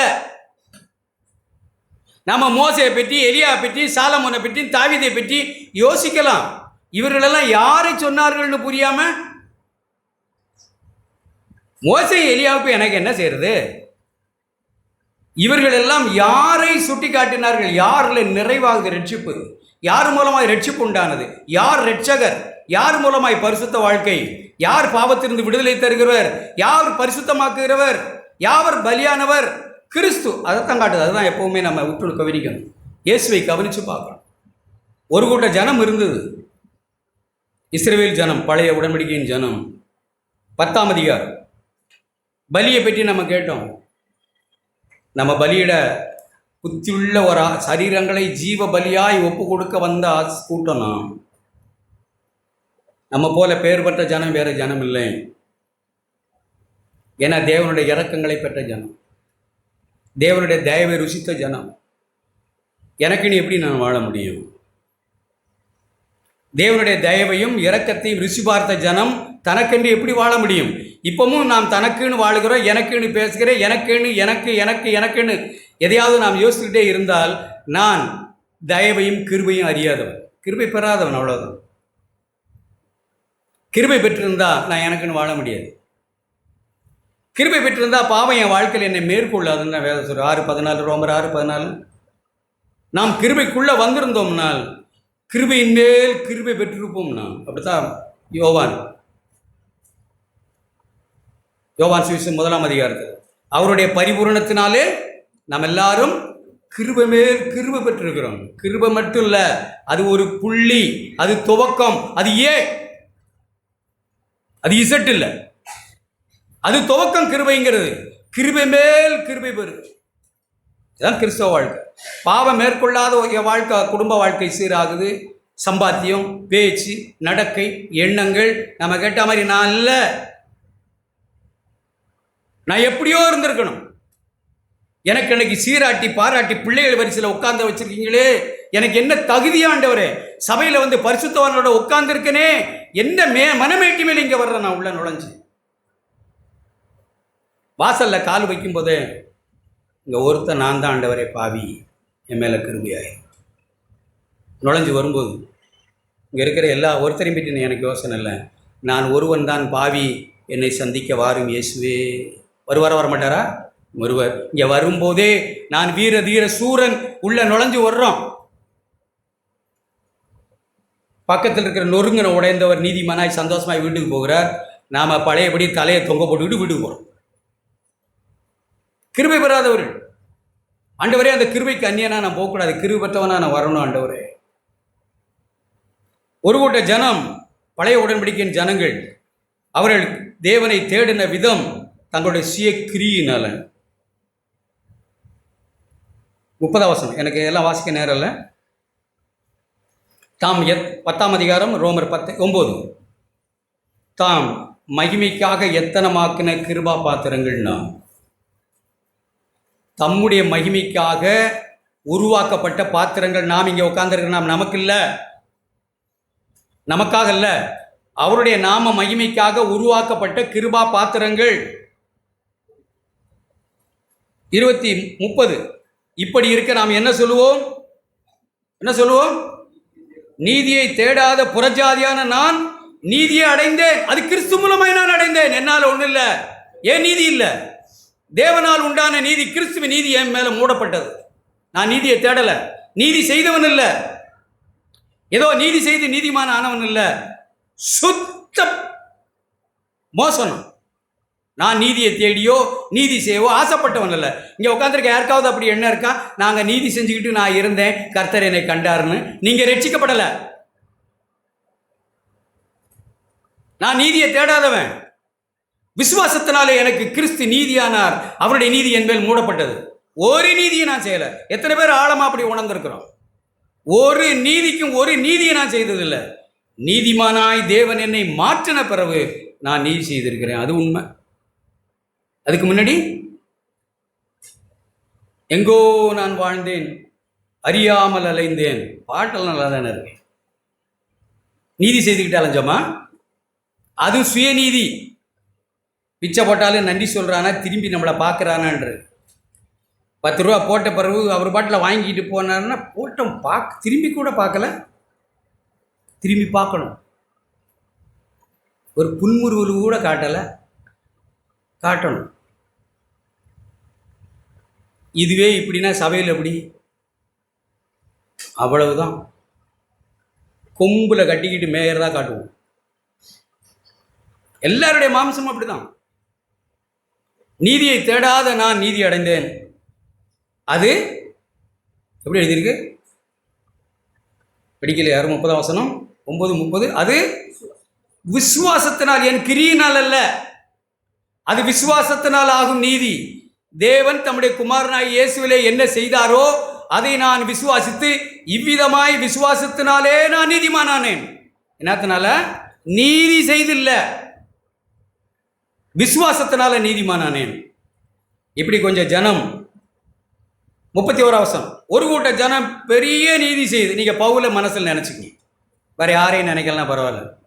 பவுலை மட்டும் நியாயப்பிரமாணம், ஒரு யூதனை நியாயப்பிரமாணத்தினுடைய வாழ்ந்த ஒரு யூதனாகிய பவுலை மனசில் வச்சுக்க, சவுலை வச்சுக்கிங்க, அவரை பரிச்சு படிங்க. நியாயப்பிரமாணத்தை தேடின இஸ்ரவேலரோ நியாயப்பிரமாணத்தை அடையவில்லை. நியாயப்பிரமாணத்தின்படி எவ்வளவு நீதிமான் பவுல், எவ்வளவு அப்பழுக்கற்ற மனுஷன். அவர் தானே பிலிப்பியரில் சொல்றார், கொரிந்தியரில் சொல்கிறார். அப்படிப்பட்ட மனுஷன் அவர் அடையவில்லை. ஏன் பவுல் அடையலை? அப்போ அப்படிதான் படிப்போம். அப்படி யாரையோ சொல்லிட்டு தான் புரிய மாட்டாங்க. பவுலை வச்சு மனசில் வச்சுட்டு படிங்க. ஏன் அவர் அடையவில்லை? அவர்கள் விசுவாசத்தினாலே அதை தேடலை. விசுவாசத்தினால தேடலை. தேவன் தம்முடைய குமாரனிலே செய்ததை விசுவாசித்து தேடலை, ஏற்றுக்கொள்ளலை. தேடாமல் நியாயப்பிரமாணத்தின் கிரியைகளினாலே தேடினபடினால் அதை அடையலை. இடர்ற கல்லில் இடர்ன. அப்படின்னா சபையில் ஒன்றுமே செய்ய வேணாமா பிரதர்? கேள்வி இருக்குல்ல. நான் அது செய்கிறேன், இது செய்கிறேன், 40 வருஷமாக நகை கழட்டி இருக்கிறேன், என்னையும் நேற்று வந்தவங்களும் ஒன்றா, அப்போ எனக்கு என்ன கூலி? அவரை கேளுங்க. ஒருத்தர் 6ஆம் மணி வேலைக்கு வந்தாங்களா? உங்களுக்கு ஞாபகம் வருதா? கூலி கொடுத்தாங்களா? கூலி கொடுத்த போது எப்படி ஆரம்பித்தாங்க? எல்லாருக்கும் 1 ரூபா. அந்த முதல்ல வேலையை வந்தாங்களா, அவங்க என்ன சொன்னாங்க? வெயிலில் கஷ்டத்தையும் உஷ்ணத்தையும் தாலியை கழட்டி எத்தனையோ நீதி செய்து சிலம்பம் பண்ணி எங்களுக்கும் இவங்களுக்கும் ஒன்றா,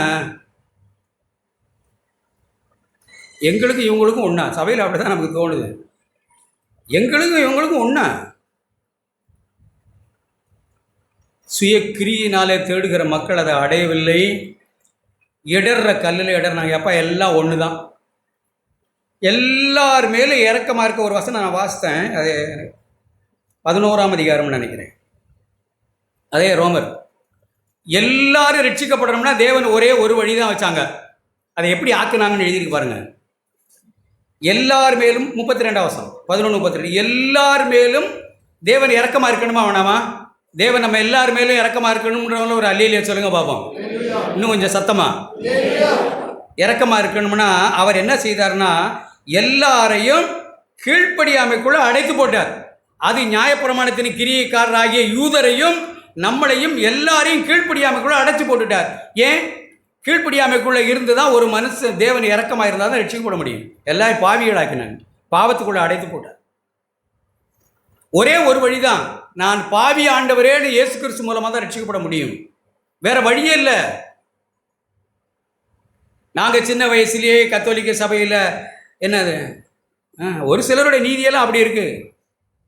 நாங்கள் சின்ன வயசுலேயே சினிமா பார்த்தையில நாங்கள் சின்ன வயசுலேயே அப்படி பக்தியாக இருப்போம். நெடுமுழங்கால மாதா கோயிலில் நிற்போம், நாங்கள் ஜெபம் அப்படி சொல்லுவோம், மாலை உருட்டுவோம். ஸோ ரட்சிக்கப்படலை, கிறிஸ்து மூலமாக வரலை, பாவின்னு உணரலை, எல்லாரையும் பாவத்துக்குள்ள அடைத்து போட்டாருங்கிறத உணரலை. ரட்சிப்பு கிறிஸ்து மூலமாக மட்டும்தான், பாவ மன்னிப்பு கிறிஸ்து மூலமாக மட்டும்தான். கிருபையினாலே விசுவாசத்தை கொண்டு இயேசு கிறிஸ்துவை விசுவாசிக்கிறது மூலமாக தான் ரட்சிப்பு, வேற இல்லை, வேற வழியே இல்லை. அப்படி தேவன் அடைத்து போட்டார். எடுத்துக்கொள்ளும், அவர்கள் அடையவில்லை. இடர்ற கல்லில் இவ்வளவு பெரிய நீதிகளை நாங்கள் செய்கிறோம். சும்மா ஒரு தச்சன் மகன் அவரை விசுவாசித்து ரட்சிக்கப்படுறதா? நோ, ரிஜெக்ட் பண்ணாங்க. இடர்ற கல்லை இடர்னாங்க, அதில் தட்டி இடர்ட்டாங்க. இவரை விசுவாசித்தா நித்திய ஜீவனா,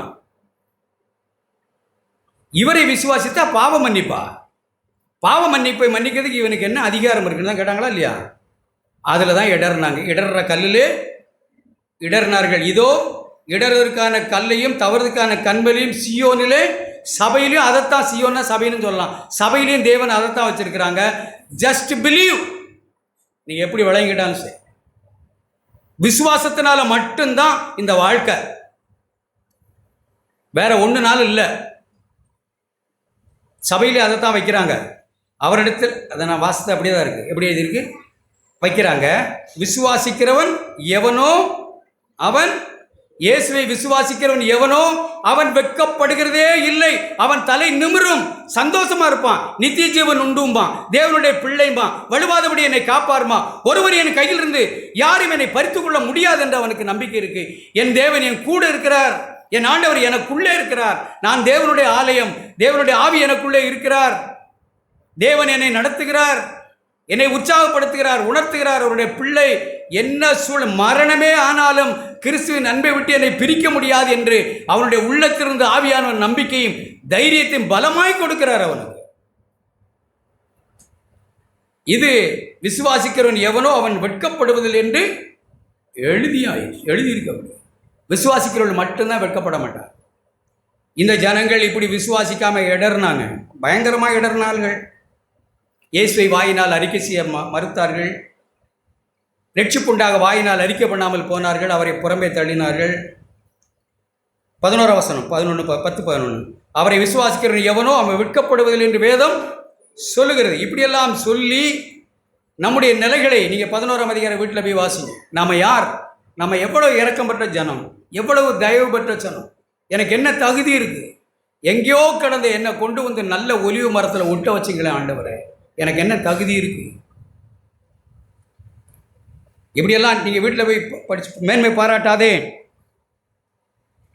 மேட்டிமை சிந்தையா இராதே. 20ஆம் வசனம் 11-20, அவிசுவாசத்தினாலே அவைகள் முறித்து போடப்பட்டன. யாரு? இஸ்ரேல் ஜனம், யூதர்கள். நீ விசுவாசத்திலே நிற்கிறாய், மேட்டிமை சிந்தையா, விசுவாசம் போயிட்டுனா எல்லாம் போயிடும் நோட்டு. அவிசுவாசம் உள்ள பொல்லாத இருதயம் வந்ததுன்னா நீ பல கடினமாய் பல பாவத்திலும் போய் விழுவ, நீ உபசாரத்திலும் விழுவ. நீ இரக்கம் பெற்றவம்னு நினைக்காம போனா எல்லா பாவத்திலும் செய்வோம், எல்லாரையும் நியாயந்திருப்ப. மேட்டிமை சிந்தியாராமல் பயந்துரு, எச்சரிக்கையாயிரு.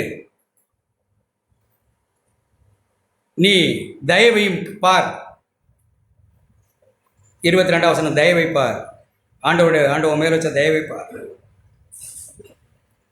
இப்படி எல்லாரையும் அடைத்து போட்ட ஆண்டவர் எல்லாருக்கும் ரட்சிப்பு உண்டாக கிறிஸ்துவை ஆக்கியிருக்கிறாரே, அந்த தேவனை தைரியமாய் விசுவாசத்தினால அவருக்கே சகல கனமும் மகிமையும் எப்போது உண்டாகட்டும் நீ சொல். 30ஆம் வசனம்.